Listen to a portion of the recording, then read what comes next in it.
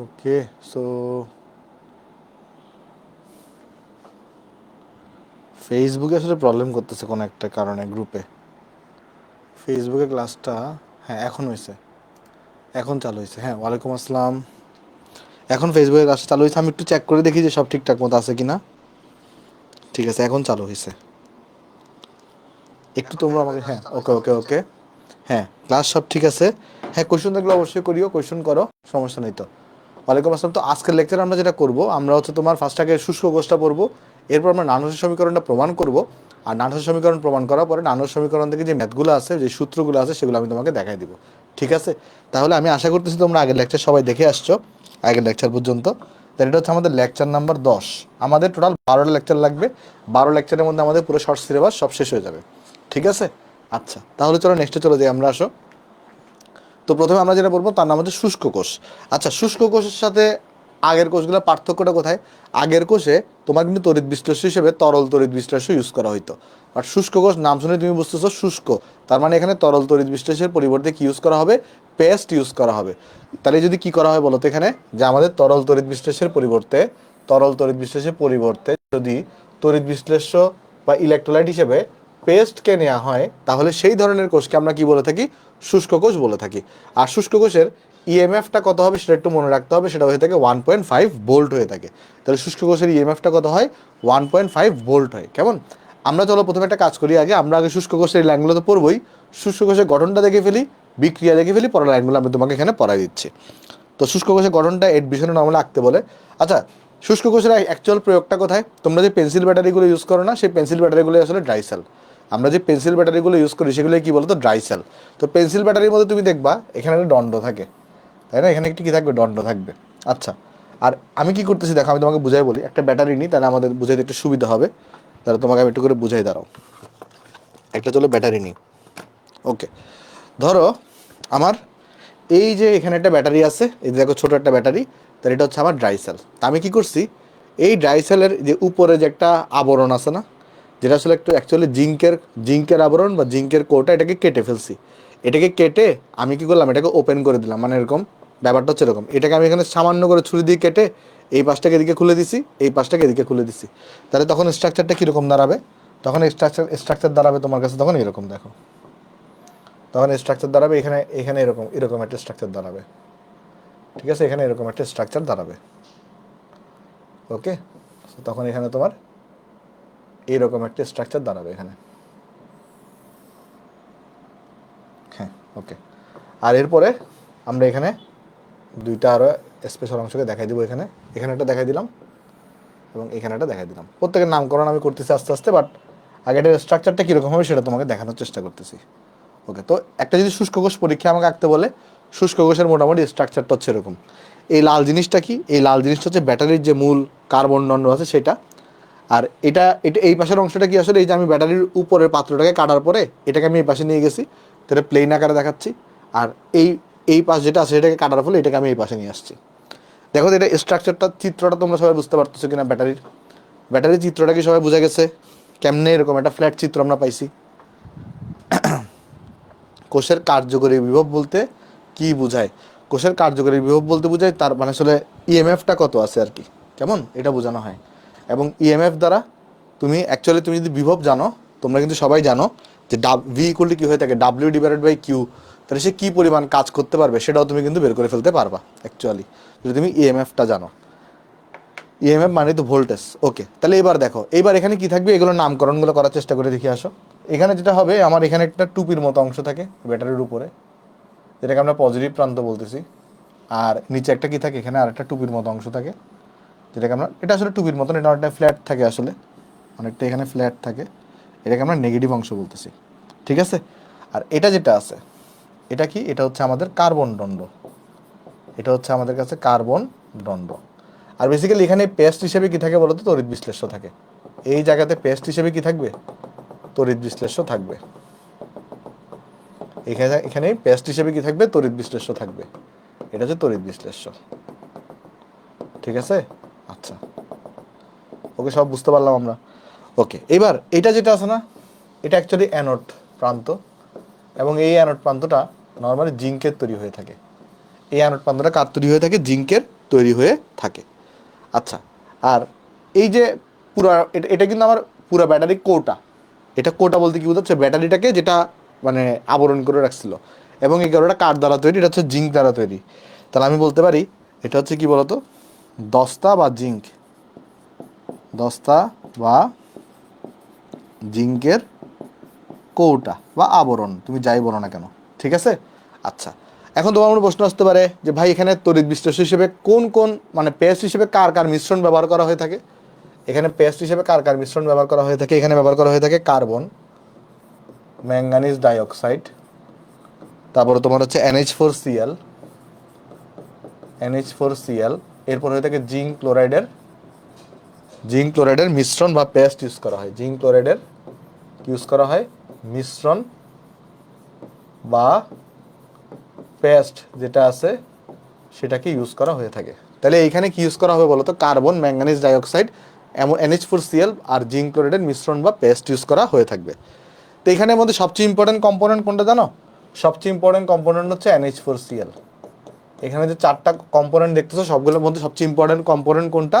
NH4Cl। এটা বিদ্যুৎ উত্তেজক হিসেবে কাজ করে। NH4Cl এমসিকিউতে একটু মনে রাখবে, এটা কী হিসেবে কাজ করে? এটা বিদ্যুৎ উত্তেজক হিসেবে কাজ করে থাকে। এই যে দেখো এখানে লিখে দিছি যে আমাদের যে NH4Clটা আছে সেটা কী হিসেবে কাজ করবে? বিদ্যুৎ উত্তেজক হিসেবে কাজ করবে, একটু মনে রাখবে এমসিকিউর জন্য। আচ্ছা, ডাইসেলকে কোথায় কোথায় ব্যবহার করা হয়? সাইকেলের আলো, torch, radio, TV remote control, regular যন্ত্রের ব্যাটারি হিসেবে ডাইসেলকে ব্যবহার করা হয়ে থাকে। আচ্ছা, এবার আমরা তোর একটু বিক্রিয়া দেখতে যাচ্ছি যে অ্যানোডের মধ্যে কী বিক্রিয়া ঘটে আর ক্যাথোডের মধ্যে কী বিক্রিয়া ঘটবে। চলো আমি তোমাকে বিক্রিয়াগুলো একটু লিখে দিয়ে আসি এখানে। আগে আমি লিখে দিই, পরে আমি তোমাকে বুঝাই দিচ্ছি বিক্রিয়াগুলো কেমনে কী হয়েছে না হয়েছে, ঠিক আছে।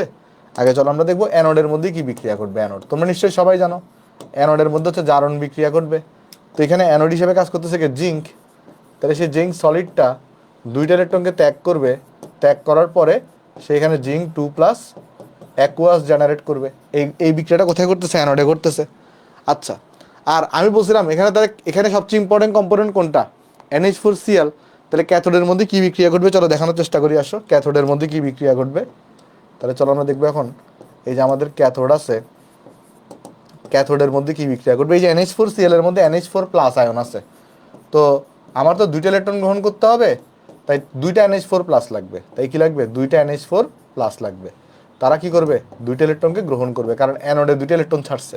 অ্যানোডে যতটা ইলেকট্রন ছাড়ে ক্যাথোডে ঠিক ততটাই গ্রহণ করতে হয়। তাহলে অ্যানোডে 2টা ইলেকট্রন ছাড়ছে, ক্যাথোডে 2টা ইলেকট্রন গ্রহণ করতে হবে, তাই এখানে 2 দিছি। আচ্ছা, NH4+ কোথেকে পাইছি? এই যে NH4Cl থেকে পাইছি। তো 2টা ইলেকট্রনকে গ্রহণ করেছি, কিসে কনভার্ট হবে?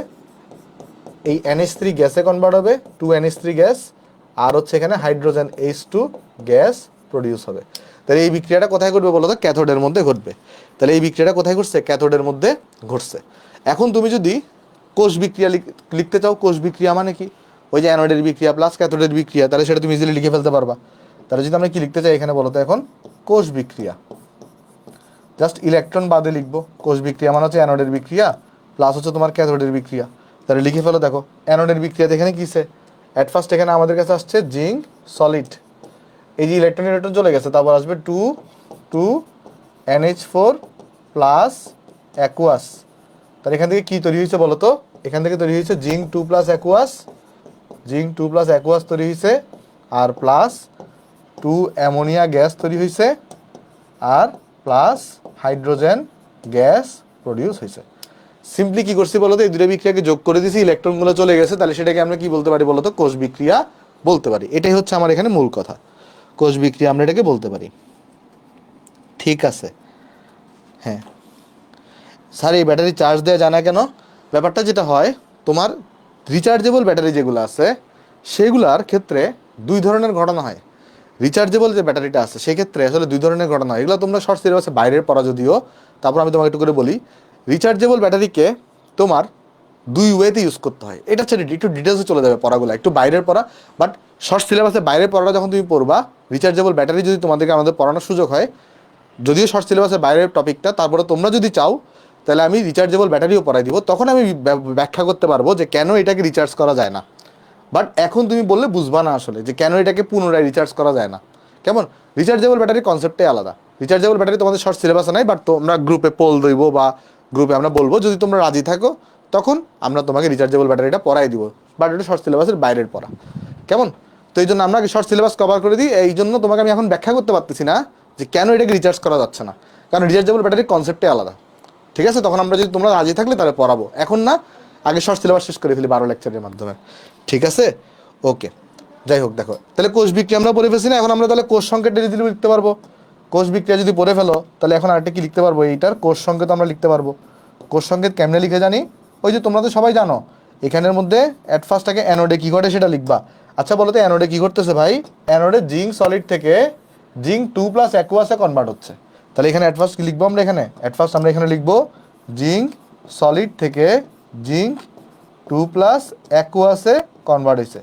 বলো তো এখানে একটা দাগ দিবা না দুইটা দাগ দিবা? এখানে একটা দাগ দিবা না দুইটা দাগ দিবা? একটা, কারণ এই ড্রাই সেলে কোনো লবণ সেতু তোমার চোখে পড়তেছে? ড্রাই সেলে কোনো লবণ সেতু তোমার চোখে পড়তেছে? আনসার হচ্ছে না, কোনো লবণ সেতু নাই। লবণ সেতু না থাকলে অনলি একটা দাগ দিবা। লবণ সেতু না থাকলে কি করতে হয় বলো তো? অনলি একটা দাগ দিতে হয়। লবণ সেতু না থাকলে অনলি দাগ দিতে হয় কয়টা বলো তো? এখানে দাগ দিতে হয় অনলি একটা, দাগ দিলাম। আচ্ছা, এবার আসে আমরা লিখবো ক্যাথোডের মধ্যে কি ঘটে সেটা লিখবো। দেখো তো ক্যাথোডের মধ্যে কি হচ্ছে। ক্যাথোডের মধ্যে এই NH4+ আছে, NH4+ থেকে NH3 গ্যাস আর হাইড্রোজেন গ্যাস জেনারেট হচ্ছে। তাহলে আমরা এখানে বলতে পারি ক্যাথোডের মধ্যে কি করতেছে, এখানে ক্যাথোডের মধ্যে আমার কাছে NH4+ অ্যাকুয়াস অবস্থা আছে, এই জায়গা থেকে কি জেনারেট হচ্ছে? NH3 গ্যাস জেনারেট হচ্ছে, একই সাথে আবার হাইড্রোজেন কমা দিয়ে হাইড্রোজেন গ্যাসও জেনারেট হচ্ছে। তাহলে এই হচ্ছে আমাদের কোষ সংকেত। তাহলে এইগুলো হচ্ছে যাবতীয় তথ্য কি নিয়ে বলো তো? আমার এই যে আমাদের ড্রাই সেল নিয়ে, ড্রাই সেল নিয়ে এগুলোই কোয়েশ্চেন আসে। আর আরেকটা যেটা ইম্পর্টেন্ট এমসিকিউ, এটা তো লিখছি অলরেডি আগের পৃষ্ঠায়, ড্রাই সেলের ইএমএফ হয়ে থাকে 1.5 ভোল্ট। ড্রাই সেলের ইএমএফ কত হয়ে থাকে? 1.5 ভোল্ট হয়ে থাকে। তাহলে এই তথ্যগুলো একটু মনে রাখলেই চলবে। তাহলে তোমরা কি সবাই ড্রাই সেলটা বুঝতে পারছো? ড্রাই সেল যদি বুঝে থাকো তাহলে আমরা নানোর সমীকরণ শুরু করব। ড্রাই সেল যদি তোমরা বুঝে থাকো তাহলে আমরা নানোর সমীকরণ ইউজ করব। Very good. তাহলে চলো আমরা নানোর সমীকরণ শুরু করি, যেটা আমাদের আসলে অ্যাকচুয়ালি এইচএসসিতেও কাজে লাগবে, এডমিশনেও তোমার এখানে কাজে লাগবে। ওকে, তাহলে আমরা নানোর সমীকরণ আমরা শুরু করার চেষ্টা করি। তো নানোর সমীকরণ বোঝার জন্য আমাদের আগে একটা টপিক বুঝতে হবে, যেটার নাম হচ্ছে আমাদের ফ্রি এনার্জি। চলো আমরা এটাকে কি বলি? ফ্রি এনার্জি বলি। ফ্রি এনার্জিকে আরেকটা নাম দেওয়া হয়। এই ফ্রি এনার্জির কনসেপ্টটা যেহেতু বিজ্ঞানী গিবস বের করছে, তাই এটাকে গিবস ফ্রি এনার্জিও বলা হয়। এটাকে কি বলা হয়? এই যে গিবসের ফ্রি এনার্জিও বলা হয়। দরকার নেই, জাস্ট আমরা ফ্রি এনার্জি এটা একটু পড়ার চেষ্টা করি। প্রথম কথা হচ্ছে ফ্রি এনার্জি বলতে আমরা কি বুঝি, বা মুক্ত শক্তি, যেটার বাংলা অর্থ হচ্ছে আসলে মুক্ত শক্তি। যেটা বাংলা অর্থ কি? বাংলা অর্থ হচ্ছে মুক্ত শক্তি। নানোর সমীকরণটা প্রমাণ করার জন্য আগে এটার কনসেপ্ট একটু বুঝতে হবে। মুক্ত শক্তি যেটা আছে না, এইটার ব্যাপারটা হচ্ছে এটার বলতে আসলে কি বোঝানো হয়, কোন একটা সিস্টেমের মুক্ত শক্তি বলতে কি বোঝাই? কোন একটা সিস্টেমের মুক্ত শক্তি বলতে বোঝানো হয় অ্যাভেলেবল এনার্জিকে। হ্যাঁ, জি দিয়েও প্রকাশ করা হয়। এটাকে প্রকাশ করবো যে আমরা জি দিয়ে, বাট দেখাই দিব জিনিসটা। মুক্ত শক্তিকে কি দিয়ে প্রকাশ করা হয়? জি দিয়ে প্রকাশ করা হয়। ওই যে গিবসের এখান থেকে জি আসছে, মুক্ত শক্তিকে আমরা জি দিয়ে প্রকাশ করি। আর মুক্ত শক্তির অ্যাকচুয়াল অর্থ হচ্ছে অ্যাভেলেবল এনার্জি। বাংলা যদি আমি সোজা বাংলা যদি বলি, তাহলে মুক্ত শক্তির মেইন ব্যাপারটা কি? Available energy. মানে তোমার একটা সিস্টেমের মধ্যে কতটুকু এনার্জি আছে, এনার্জি কতটুকু অ্যাভেলেবল আছে, সেটাই আসলে মুক্ত শক্তি। ঠিক আছে, সেটাই আসলে কি বলতো? মুক্ত শক্তি বোঝানো হয়। ঠিক আছে, এবার চলো আমি একটা জিনিস তোমাকে দেখানোর চেষ্টা করি, আসো। সেটা হচ্ছে, তোমরা সবাই কি এই সূত্রটার সাথে সবাই পরিচিত, যে ভি ইকুয়াল টু, যে ভি মানে তড়িৎদ্বার, এটাকে আমরা তড়িৎদ্বার বিভব বলতে পারি। তড়িৎদ্বার বিভব, দেখো তো এই সূত্রের সাথে সবাই পরিচিত কিনা? V equal to W divided by Q. V equal to W divided by Q, এই সূত্রের সাথে তোমরা কি সবাই পরিচিত? এই সূত্রের সাথে সবাই তোমরা কি পরিচিত? বিদ্যুৎ উত্তেজক মানে কি? মানে এটা উত্তেজক মানে হচ্ছে এটা বিদ্যুৎ উৎপাদনে, মানে ওই NH4+ না থাকলে তো ক্যাথোডের মধ্যে বিক্রিয়া হইতো না। সো এটা তো আসলে অ্যাকচুয়ালি মানে ইলেকট্রন গ্রহণে কাজ করতেছে। ঠিক আছে, ওকে। তো এই সূত্রটা তোমরা সবাই পড়ে আসছো, স্থির তড়িতে পড়ছো 9 10-এ, আবার এখানেও স্থির তড়িতে পড়ছো সূত্রটা, তাই না? তাহলে এখান থেকে আমি এই যে ডাব্লিউ মানে কৃতকাজ, ডাব্লিউ যেটা হচ্ছে কি? কৃতকাজ, কৃতকাজ, এটা ইকুয়ালটা আমরা কি লিখতে পারি বলো তো? এটা ইকুয়ালটা আমরা লিখতে পারি না যে ভি গুণন কিউ। আর এই চ্যাপ্টারে আমরা ভি কে ই সেল দিয়ে লিখছি, আর কিউ কে আমরা এন ই এফ লিখতাম। তাহলে এইটুকু কি লেখা যায় বলো তো একটু করে, এই অংশটা লেখা যায় কিনা, যে W equal to E cell into N E F, এই অংশটা কি লেখা যায়? এই অংশটা কিন্তু লেখা যায়, তাই না? কারণ আমরা ভি কে ভোল্টেজকে আমরা এই চ্যাপ্টারে ই সেল দিয়ে প্রকাশ করছি, আর কিউ ইকুয়াল টু আমরা এন ই এফ আগেই শিখে আসছি, রাইট? আচ্ছা, এবার একটু করে জিনিসটা বোঝার চেষ্টা করি। আসো, ধরো এটা হচ্ছে আমার একটা তড়িৎ কোষ। তো এই তড়িৎ কোষে ধরা যাক total free energy, total free energy এটার পরিমাণ ছিল, কথার কথা ধরো জি1, ধরো কথার কথা কতটুকু পরিমাণ ছিল? জি1 পরিমাণ ছিল, ঠিক আছে? আচ্ছা, এরপরে কি করছি আমি এখানে, এরপরে কি করলাম আমি এখানে, এই ধরো দুটো তড়িৎদ্বারকে আমরা এখানে নিচ্ছি, ধরো কথার কথা, এরপর আমরা কি করলাম, এখানে একটা তড়িৎদ্বারকে নিছি, ঠিক আছে? আর এই জায়গাটা তড়িৎদ্বার নিছি। আচ্ছা, আর এদের মধ্যে ধরো তোমার হচ্ছে একটা, এই যে টোটাল যে বিভব সেটা ধরো যাক ই সেল জেনারেট হয়েছে। তাহলে এখানে ই সেল জেনারেট হওয়ার জন্য কতটুকু কাজ সম্পাদন হয়েছে? মানে এখানে তো ধরো পজিটিভ একদিকে, ধরো একদিকে নেগেটিভ, কথার কথা আমি ধরলাম আর কি, পজিটিভ নেগেটিভ দিয়ে চিন্তা করার দরকার নেই। ধরো দুটো তড়িৎদ্বার, আর দুটো তড়িৎদ্বারের মধ্যে তড়িৎদ্বারের বিভবটা কতটুকু? তড়িৎদ্বারের বিভব হচ্ছে ই সেল। তাহলে ই সেল বিভব তৈরি করার জন্য কতটুকু কাজ করতে হয়েছে? এতটুকু পরিমাণ কাজ করতে হয়েছে না? ই সেল বিভব তৈরি করার জন্য কতটুকু সিস্টেমকে কাজ করতে হয়েছে? সিস্টেমকে কতটুকু কাজ করতে হবে বলো তো?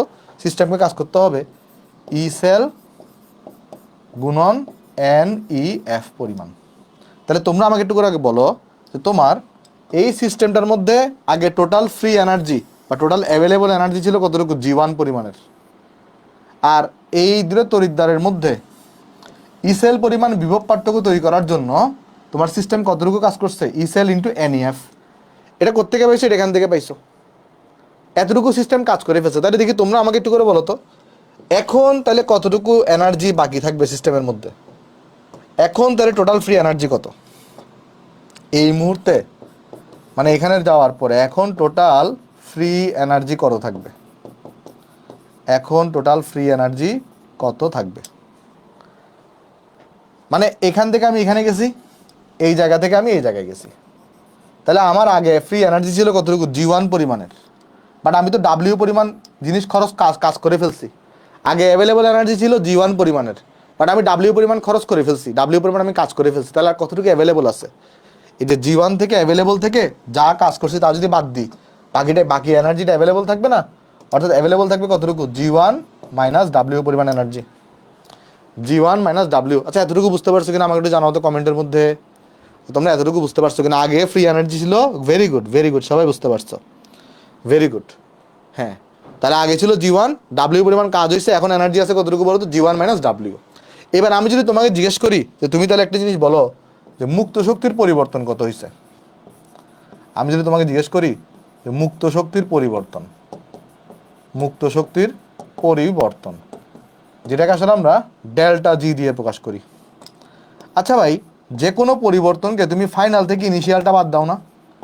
যে কোনো পরিবর্তন বের করার সময় তুমি কি করো? ফাইনাল থেকে ইনিশিয়ালটা বাদ দাও। তো ফাইনাল ভ্যালু হচ্ছে কত এখানে? ফাইনাল ভ্যালু হচ্ছে G one minus W. Initial value হচ্ছে জি1, আগে জি1 ছিল, এখন জি1 মাইনাস ডাব্লিউ হয়েছে। তাহলে ফাইনালটা কত এখানে? ফাইনালটা হচ্ছে জি1 মাইনাস ডাব্লিউ। এখান থেকে তাহলে কাকে বাদ দিবা? জি1কে বাদ দিবা। তাহলে এখান থেকে আমরা কি পেয়ে যাচ্ছি? অ্যাকচুয়ালি মুক্ত শক্তির পরিবর্তন। তাহলে এখান থেকে মুক্ত শক্তির পরিবর্তন সেটা এগুলো পেয়ে যাবো মাইনাস ডাব্লিউ।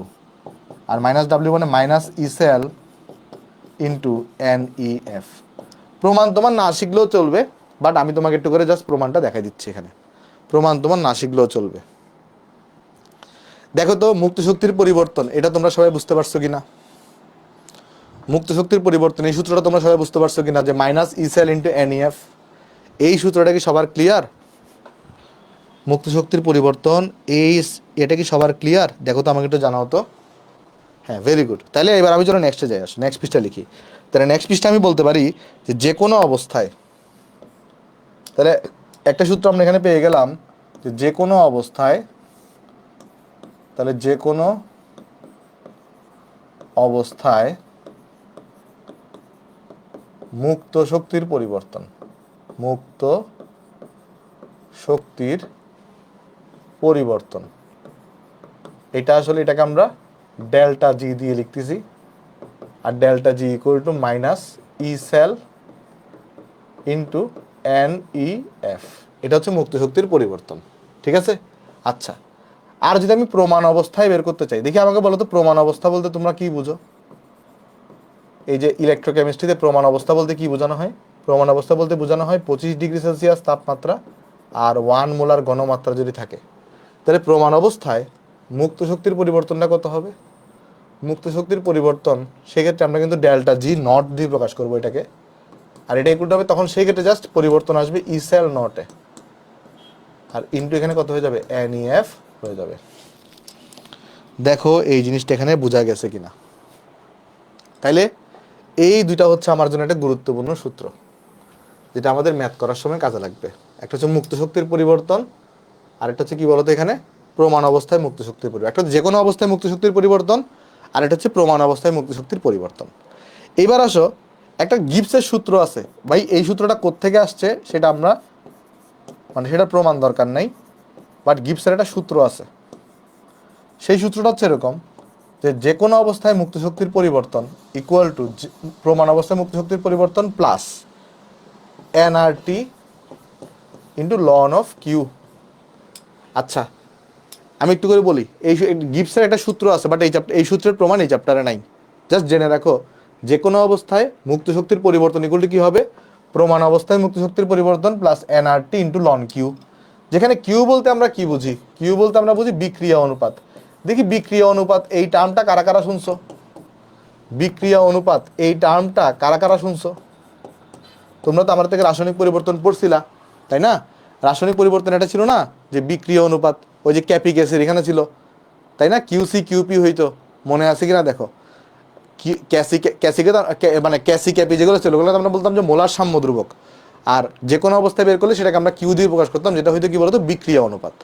তো বিক্রিয়া অনুপাত নিয়ে আলোচনা করবো, টেনশন নেওয়ার দরকার নেই। জাস্ট জেনে রাখো যে কিউ দ্বারা বিক্রিয়া অনুপাত কিভাবে বের করে না করে সব শিখাই দেবো, টেনশন নিও না। জাস্ট এতটুকু জেনে রাখো এখানে যে কিউ দ্বারা আসলে কি বোঝানো হচ্ছে? বিক্রিয়া অনুপাত বোঝানো হচ্ছে।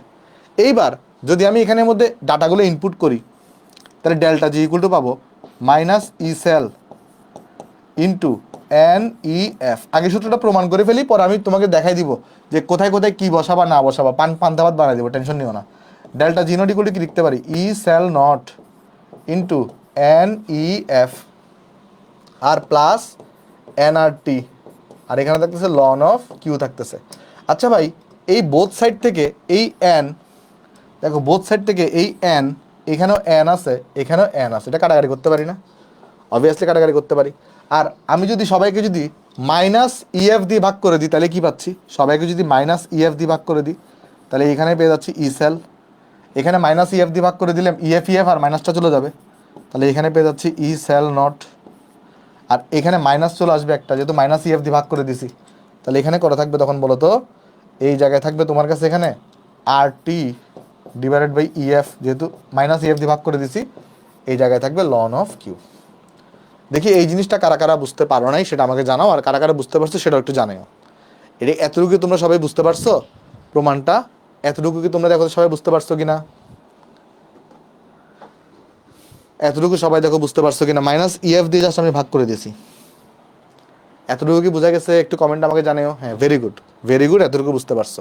আচ্ছা, এবার আমাকে তোমার একটা জিনিস বলো তো, যে লন এক্স আর লগ এক্স এর মধ্যে সম্পর্কটা কি? লন এক্স আর লগ এক্স এর মধ্যে সম্পর্কটা কি? আমরা সবাই জানি লন এক্স ইকুয়াল টু কত হয়ে থাকে? 2.303 লগ এক্স হয়ে থাকে। তাহলে লন এক্স ইকুয়াল টু কত হয়ে থাকে? 2.303 লগ এক্স হয়ে থাকে। তাইলে আমরা এই লন কিউর জায়গায় তাহলে আমরা কি বসাইতে পারি? আমাদের এতটুকু ধরো সেম অংশ থাকবে, এতটুকু ধরো সেম অংশ থাকবে। ধরো আমি যদি এখন এখানে যদি লগ কিউ বসাই, লগ আর দেম যদি কিউ বসাই, সেক্ষেত্রে আমাকে কি করতে হবে? এখানে জাস্ট আরটির আগে কি আনতে হবে বলো তো? একটা ওই যে 2.303 আনতে হবে, এখানে এরপর আরটি লিখতে হবে। এই যে লন কিউর জায়গায় যদি আমি লগ দিয়ে বসাতে চাই, তাহলে এখানে 2.303 ইন্টু লগ কিউ, এটা জাস্ট করছে, আর কিছুই না। মানে ln x equal to 2.303 log x হয়, তাহলে লন কিউর জায়গায় লগ কিউ আনছি, বাট এখানে একটা 2.303 দিয়ে গুণ করে দিছি। আর এই যে সূত্রটা আমরা পাইছি না, এই সূত্রটা হচ্ছে আমাদের কাঙ্ক্ষিত নার্নস্ট ইকুয়েশন বা নার্নস্ট সমীকরণ।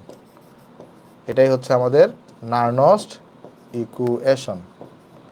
দেখো এইটা প্রমাণটা বুঝতে পারছো কিনা? আমি তোমাকে এরপরে দেখাই দিব কেমনে কি করবা, প্রশ্নে কিভাবে আসবে সব দেখাই দিব। বাট আগে সূত্রের প্রমাণটা তোমরা একটু বুঝতে পারছো কিনা দেখো। যদিও সূত্রের প্রমাণ লাগে না, বাট তারপর আমি তোমাকে দেখাই দিলাম যে কিভাবে আসলে এই সূত্রটা আসছে, কিভাবে আসলে নান্নর সমীকরণটা আসছে সেটা তোমাকে আমি দেখাই দিছি। দেখো এতটুকু বোঝা গেছে কিনা। কি লিখছো ভাই? লগে নেওয়ার কি দরকার? লগে নেওয়ার দরকার হচ্ছে কি, তুমি যখন ওই যে ডিউতে যখন আনসার করতে যাবা তখন তোমার ক্যালকুলেটর নাই। সো লগের অনেকগুলো ভ্যালুই আমাদের মনে রাখাটা সহজ। কীভাবে সহজ? আমি ক্যালকুলেটর ছাড়া কীভাবে করতে হয় সেটাও দেখাই দিব। ডিউতে তুমি ক্যালকুলেটর ছাড়া কীভাবে করবা সেটাও দেখাই দিব। একটু রিক্যাপ করবো, রিক্যাপ করো। দেখো এখানে এই যে এই সূত্রটার প্রমাণ আমাদের নাই বইয়ে, বাট এই সূত্রটা এই চ্যাপ্টারে লাগবে। Delta G equal delta G not plus NRT ln Q. তো ডেল্টা জির জায়গায় ডেল্টা জি ইকুয়াল টু পাইছি হচ্ছে মাইনাস ইসেল ইন্টু এনইএফ, এটা এখানে বসাইছি। Delta G not equal to পাইছি minus E cell not into NEF, আর এনআরটি প্লাস লন কিউটাকে বসাইছি। উভয় পক্ষে আগে এন দিয়ে কাটাকাটি করছি, পরে আমি মাইনাস ইএফ দিয়ে সবাইকে ভাগ করে দিছি, আর লন কিউটাকে জাস্ট লক কিউতে নিয়েছি, আর এখানে এটা 2.303 আসছে। 2.303 আসার ফলে অনেক সুবিধা আছে, এখানে দেখবে কিছু শর্টকাট বানানো যায়, বাট তুমি 2.303 না আনলে শর্টকাটগুলো বানাতে পারতা না, এই জন্য এটাকে লগে নেওয়া। কেমন? আচ্ছা, এবার চলো আমি তোমাকে একটা বিক্রিয়ার মাধ্যমে বুঝাই আসো। ধরো তোমার এখানে একটা বিক্রিয়া দেওয়া আছে, কথার কথা ধরো এখানে একটা বিক্রিয়া দেওয়া আছে এরকম, এটা আমি জেনারেল একটা বিক্রিয়া নিচ্ছি। মানে এটা আমি এখন যেটা পড়াই দিচ্ছি সেটা হচ্ছে তোমার দেখবা সবসময় কাজে দিবে ম্যাথ করার সময়। কেমন? দেখো আমি সূত্রটাকে এখন নোট ডাউন করে দিব। দেখো যেটা তুমি পরীক্ষায় তোমার অ্যাকচুয়ালি কাজে লাগবে, প্রমাণ তো তোমার পরীক্ষায় আসবে না। দেখো ধরো জেনারেল একটা বিক্রিয়া হচ্ছে এরকম আমাদের। ধরা যাক আমাদের কাছে এখানে এক্স অফ এ আছে একটা, ধরো এক্স অফ এ আছে, আর এখানে ওয়াই অফ বি প্লাস আছে। এগুলো এক্স আর ওয়াই এগুলো কিন্তু মূল সংখ্যা। কেমন? এক্স আর ওয়াই গুলো কি বলতো? মূল সংখ্যা। তাহলে এক্স অফ এ আছে আর ওয়াই অফ বি প্লাস আছে। তো এখান থেকে ধরা যাক আমাদের কি তৈরি হচ্ছে, ধরা যাক আমার এখান থেকে এক্স অফ এ প্লাস তৈরি হচ্ছে, আর এখানে ওয়াই অফ বি তৈরি হচ্ছে। কথা বুঝিও। তাহলে এক্স অফ এ থেকে কি তৈরি হয়েছে বলতো? এক্স অফ এ প্লাস তৈরি হয়েছে, আর ওয়াই অফ বি প্লাস থেকে কি তৈরি হয়েছে? ওয়াই অফ বি তৈরি হয়েছে। বিক্রিয়ার মাধ্যমে দেখলে গেলে একদম সোজা, বাট আমি তোমাকে জেনারেল একটা মানে ইন জেনারেল লিখে দিচ্ছি। প্রতিটা ইন্ডিভিজুয়াল বিক্রিয়ার জন্য তো এক ধরনের এক ধরনের আসবে, বাট আমি তোমাকে একটা জেনারেল লিখে দিচ্ছি যেন সবার জন্য যেটা খাটে। তাহলে একটা বিক্রিয়া লিখলাম x of A plus Y of B plus, তাহলে এখানে এক্স অফ এ থেকে এক্স অফ এ প্লাস তৈরি হয়েছে, আর ওয়াই অফ বি প্লাস থেকে ওয়াই অফ বি তৈরি হয়েছে। কথা বুঝতে পারছো? তাহলে এই বিক্রিয়ার জন্য যদি আমি নান্নর সমীকরণ ইউজ করি, তাহলে এই যে বিক্রিয়াটা আছে এটার জন্য তাহলে আমরা যদি কি ইউজ করি? নার্নস্ট সমীকরণ ইউজ করি, তাহলে কি দাঁড়াবে দেখো। নান্নর সমীকরণ হবে ই সেল, এটা equal to E cell not minus minus 2.303 RT divided by তোমার এখানে হবে ইএফ, ডিভাইডেড বাই কত হবে এখানে বলো তো? ডিভাইডেড বাই হবে তোমার কাছে এখানে ইএফ, ডিভাইডেড বাই আসবে এখানে ইএফ, আর এখানে আসবে লগারিদম অফ কিউ আসবে। ঠিক আছে? কত আসবে? লগারিদম অফ কিউ আসবে। তা আমি চাইলে এটাকে কিন্তু একটু মডিফাই করতে পারি। কীরকম মডিফাই করতে পারি দেখো, চলো আমি কিউটাকে একটু মডিফাই করে লিখে আসো। কিউ, আচ্ছা ভাই কিউটাকে তুমি কীভাবে লিখতে? আচ্ছা আমাকে একটা জিনিস আগে বলো, তোমাদের মধ্যে সবাই কি তোমরা রাসায়নিক পরিবর্তন পড়ছো? তোমরা কি রাসায়নিক পরিবর্তন পড়ে আসছো? রাসায়নিক পরিবর্তন না পড়লে কিন্তু কিউটা বুঝবা না, বাট রাসায়নিক পরিবর্তন কিন্তু পড়া থাকতে হবে, তাই না? ক্যাপিগেসি কিন্তু একটু জানা থাকা লাগবে, ক্যাপিগেসিকে কীভাবে লিখে তাও তোমাকে আমি দেখাই দিচ্ছি। দেখো কিউটাকে কীভাবে লেখা হয়, কিউকে লেখা হয় এভাবে। উপরে লিখবো উৎপাদকগুলা, যেমন ওখানে উৎপাদক কি আছে? এ প্লাস আছে একটা উৎপাদক, তাহলে এ প্লাসের ঘনমাত্রা লিখবো, পাওয়ার আকারে এটার মোল সংখ্যা লিখে দিব। তারপর আছে এখানে বি, বিকে এখানে লিখবো বি এর ঘনমাত্রা, পাওয়ার আকারে এটার মোল সংখ্যা লিখে দিব। নিচে লিখবো বিক্রিয়কগুলোর মধ্যে, বিক্রিয়কের মধ্যে আছে এ, তাহলে এটার মোল সংখ্যাটাকে পাওয়ার আকারে লিখবো, আর এখানে আছে বি প্লাস, এটার মোল সংখ্যাটাকে পাওয়ার আকারে লিখে দিব। দেখো তো কিউ এর এটা সবাই বুঝতে পারছো কিনা? মানে এতটুকু তো মনে আছে, পড়ছো বাট সব ভুলে গেছো, বাট ক্যাপিগেসিকে কীভাবে লিখতে হয় এটা তো মনে থাকার কথা, তাই না? একবার পড়লে কিন্তু মনে থাকার কথা যে কীভাবে লেখা হয় বলো তো। উপরে লেখা হয় উৎপাদকগুলোর ঘনমাত্রা, আর পাওয়ার থাকে হচ্ছে তাদের মোল সংখ্যা, আর নিচে লেখা হয় বিক্রিয়কগুলোর ঘনমাত্রা, পাওয়ার থাকে তাদের মোল সংখ্যা। এতটুকু তোমাদের নিশ্চয়ই মনে আছে, ঠিক আছে? বাট একটা জিনিস তুমি বোঝার চেষ্টা করো, এখানে যেটা ঘটনা ঘটে, আমরা এই যে যারা আয়ন ব্যতিরকে বাকিদের, আয়ন যারা থাকে, আয়ন বাদে বাকিরা যারা থাকবে তাদেরকে আমরা ওয়ান ধরে নিই। তাহলে আমরা কি করে নিই? আমরা এখানে বলতো আয়ন বাদে, অর্থাৎ আয়ন বাদে এখানে কি আছে? এক্স আছে, আবার আয়ন বাদে এখানে কি আছে? বি ওয়াই আছে। এদের এটাকে কত ধরে নেওয়া হয় বলতো? ওয়ান ধরে নেওয়া হয়। তাহলে আয়ন বাদে বাকিরা যারা থাকবে তাদেরকে কত ধরে নেওয়া হয়? 1 ধরে নেওয়া হয়। তাহলে যদি আমি এখানে 1টাকে ইনপুট করি, তাহলে আমি এখান থেকে দেখো তো এই জায়গা থেকে আমি তাহলে কি পাচ্ছি এখানে? যদি এটাকে আমি যদি 1 ধরে নিই, আয়ন বাদে বাকিদেরকে 1 ধরে নেওয়া হয় সক্রিয় ভরটাকে, তাহলে এখানে আমরা কি পাবো তখন? সেই ক্ষেত্রে আমরা পাবো হচ্ছে তোমার এখানে দেখো, সেক্ষেত্রে আমরা পাবো কি? সেক্ষেত্রে আমরা পাবো হচ্ছে এখানে উপরে থাকবে হচ্ছে a প্লাস, তার মোল সংখ্যা হচ্ছে x, নিচে থাকবে হচ্ছে b প্লাস, যার মোল সংখ্যা হবে y। এতটুকু সবাই বুঝতে পারছো কিনা আমাকে একটু জানাও তো। আয়ন বাদে বাকিদেরটা 1 ধরে নেওয়া হয়, আয়ন বাদে বাকিদেরটা কত ধরে নেওয়া হয়? 1 ধরে নেওয়া হয়। তাহলে 1 যদি আমি এখানে বসাই দিই, তাহলে এই জিনিসটা এখানে হয়ে থাকে। ওয়াই 1 কেন হলো? তুমি যদি আয়নগুলোকে নাও, সেই ক্ষেত্রে আসলে সলিড অবস্থাগুলোকে 1 ধরতে হয়, এটা কনভেনশন আর কি। বুঝতে পারছো? তখন এটাকে চিন্তা করা যায় না। ওকে, 1 কেন হলো? এটা আসলে একটু রাসায়নিক পরিবর্তনের পড়াশোনা। জাস্ট তুমি এখনই আপাতত মনে রাখো, আয়ন বাদে আয়নগুলোকে শুধু কনসিডার করবা, কেমন? আয়নগুলোকে শুধু কনসিডার করবা। তুমি হচ্ছে শুধুমাত্র আয়নগুলোকে কনসিডার করবা, মানে কিউ লেখার সময় শুধুমাত্র কাকে কনসিডার করবো? আয়নগুলোকে, বাকিগুলোকে কনসিডার করবো না, কারণ বাকিগুলোকে আমরা 1 ধরে নিব। ঠিক আছে? তাহলে যদি আমি এখানে যদি বসাই দিই এবার, তাহলে যদি আমি এখানে বসাই দিই, তাহলে এই ক্ষেত্রে আমি কি পাচ্ছি দেখো তো এখানে। এই ক্ষেত্রে আমি তাহলে এখানে যদি আমি লগ কিউ এর মানটা যদি বসাই দিই এখানে, তাহলে এটা ইকুয়াল টু করা থাকবে এখানে দেখো, এখানে লগারিদম থাকবে, আর উপরে থাকবে কি এখানে ওই যে কিউ এর জায়গায় কিউ এর মানটা বসাই দিব, অর্থাৎ উপরে থাকবে হচ্ছে আমার a প্লাস, তারপর এখানে থাকবে x, নিচে থাকবে আমার কাছে এখানে b প্লাস, উপরে থাকবে এখানে y। এটা হচ্ছে আমার মডিফাইড নার্নস সমীকরণ। দেখো তো এটা বুঝতে পারছো কিনা সবাই? এটা হচ্ছে মডিফাইড নার্নস সমীকরণ। দেখো এই জিনিসটা আমরা সবাই এখানে বুঝতে পারলাম কিনা? এটা হচ্ছে আমাদের মডিফাইড নার্নস সমীকরণ। দেখো এই জিনিসটা বুঝতে পারছো কিনা? বোঝা গেছে এটা? আশা করি তোমরা সবাই বুঝতে পারছো। তো এখানে অনেক সময় তোমার প্রশ্নে টেম্পারেচার বলে দেওয়া থাকবে না। প্রশ্ন যদি টেম্পারেচার বলে না দেয়, তাহলে তুমি বাই ডিফল্ট টেম্পারেচারকে 25°C বা 298 কেলভিন ধরে নিবা। তাহলে এটা একটা পয়েন্ট এখানে লিখে দিই যে তোমার যদি কি হয় বলো তো, প্রশ্নে টেম্পারেচার বলা না থাকলে, প্রশ্নে টেম্পারেচার বলা না থাকলে আমরা টি ইকুয়াল টু কত ধরে নিব? টি ইকুয়াল টু 25°C বা 298 কেলভিন ধরি। আর এটা কখন করবো? যদি আমার প্রশ্ন যদি টেম্পারেচার বলে না দেয়। প্রশ্ন যদি কি না বলে না দেয়, টেম্পারেচার বলা না থাকলে আমরা টেম্পারেচার ইকুয়াল টু 25°C ধরবো। ঠিক আছে? বা 298 কেলভিন ধরবো। হ্যাঁ ভাইয়া, লন দিয়ে কি কিউ একই হবে না? লন দিয়ে রাখলে তুমি তো যে 2.303 দেওয়ার দরকার নাই, তুমি একটাই শিখো, লগ দিয়ে শিখো, বুঝছো? তুমি যদি এখানে লন দাও, তাহলে কিন্তু এখানে 2.303 দিতে পারবা না। ঠিক আছে? আচ্ছা, এতটুকু আমরা সবাই বুঝতে পারলাম। যদি আমার প্রশ্ন যদি টি বলা না থাকে, তাহলে আমরা কি করবো? এখানে টি বলা না থাকলে আমরা টি ইকুয়াল টু 25°C আমরা ধরে নিব। ঠিক আছে? আচ্ছা, এবার একটা জিনিস দেখো তো এখানের মধ্যে। আচ্ছা, ইসেল নটের পরিচয়টা কি? এই যে ফার্স্ট অফ অল ইসেলের পরিচয় কি? আগে ইসেল নটটা দেখি। ইসেল নট হচ্ছে তোমার প্রমাণ অবস্থায়, ইসেল নট মানে কি? প্রমাণ অবস্থায় কোষ বিভব। প্রমাণ অবস্থায় কোষ বিভব। আর প্রমাণ অবস্থা মানে তোমরা সবাই জানো 25°C তাপমাত্রা এবং তোমার হচ্ছে 1 মোলার ঘনমাত্রা। তাহলে প্রমাণ অবস্থা বলতে কোনটা বোঝানো হয়? 25°C তাপমাত্রা এবং 1 মোলার ঘনমাত্রা। ঠিক আছে? আচ্ছা, তাহলে দেখো অ্যাকচুয়ালি এখানে তাহলে আমাদের কি হবে? এখানে আমরা যদি এখানে ধরা যাক, যদি আমরা কি বের করতে চাই, ইসেল নটকে যদি লিখতে চাই, ইসেল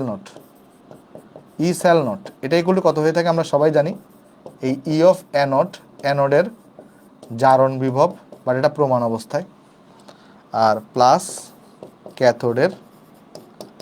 ক্যাথোডের বিজারণ বিভব, বা এটা প্রমাণ অবস্থায়। ঠিক আছে? ইসেল নটের পরিচয় হচ্ছে আমাদের এটা। ইসেল নট, এটা হচ্ছে আমাদের ইসেল নটের সূত্র, ই অফ অ্যানোডের জারণ বিভব প্লাস হচ্ছে ক্যাথোডের বিজারণ বিভব, বাট প্রমাণ অবস্থায়। হ্যাঁ, এইচএসসি দিয়ে ইউজ করতে পারবা। ঠিক আছে? ইসেল নট। এই আমাকে বলো থাকে এই পৃষ্ঠাটা তোমরা সবাই ক্লিয়ার কিনা? এই পৃষ্ঠাটা সবাই তোমরা বুঝতে পারছো কিনা? এই পৃষ্ঠাটাকে তোমরা সবাই বুঝতে পারছো? এই পৃষ্ঠাটা? হ্যাঁ, তাহলে চলো এবার আমরা নেক্সটে যাব। এইবার নেক্সটে আমরা চলো দেখার চেষ্টা করি যে সাম্যাবস্থায় কি হয়। দেখো তো, আমাকে একটা জিনিস বলো তো, তোমাদেরকে আমি 2টা চাপ পড়াইছিলাম, তখন তোমাদের মনে আছে কিনা? একটা ছিল দ্রবণ চাপ, যেটাকে আমি P1 বলছি, P1 বলছিলাম। আর আরেকটা ছিল কি বলতো, অভিস্রবণ চাপ, যেটাকে আমরা P2 নাম দিয়েছিলাম। দেখো তোমাদের মনে আছে কিনা, অভিস্রবণ চাপ, যেটাকে আমরা নাম দিয়েছিলাম P2। দেখি তোমরা আমাকে বলো, P1 ইকুয়াল যদি P2 হয়, তাহলে সেইটাকে অবস্থাটাকে আমরা কি বলছিলাম বলতো, সাম্য অবস্থা বলছিলাম।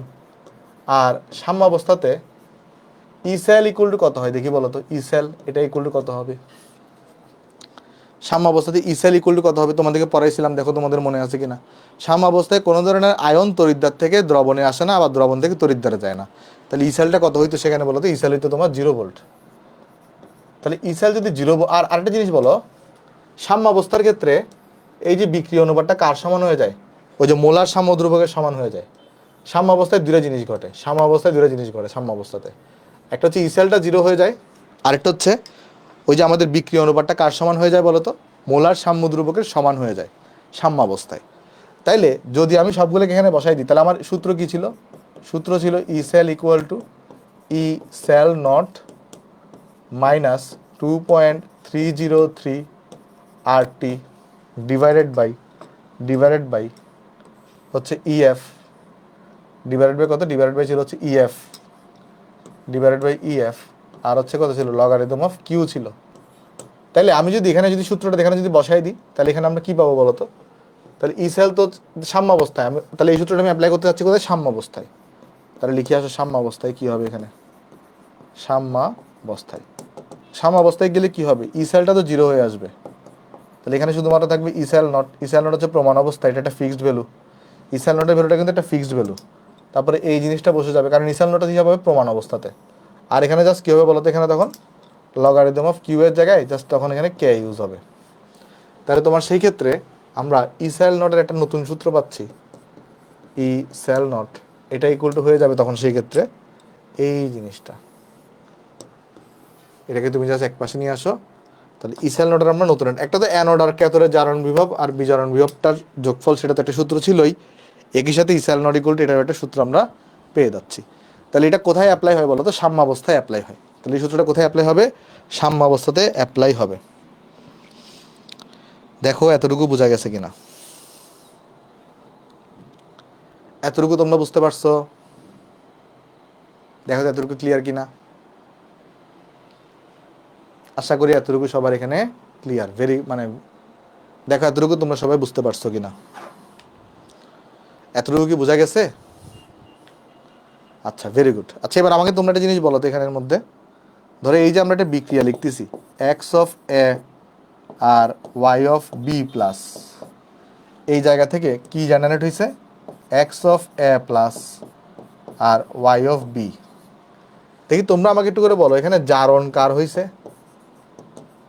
আর এখানে বিজারণ কার হয়েছে বলো তো দেখি। এখানে জারণ কার হয়েছে আর বিজারণ কার হয়েছে? জারণ মানে ইলেকট্রন ছাড়ন। এখানে জারণ হয়েছে কিন্তু কার, এর, কারণ এ একটি ইলেকট্রন ছেড়ে দিছে। তাহলে জারণ হয়েছে কার, জারণ হওয়া মানে হচ্ছে এ থেকে এ প্লাসে কনভার্ট হয়েছে, এটা হচ্ছে জারণ।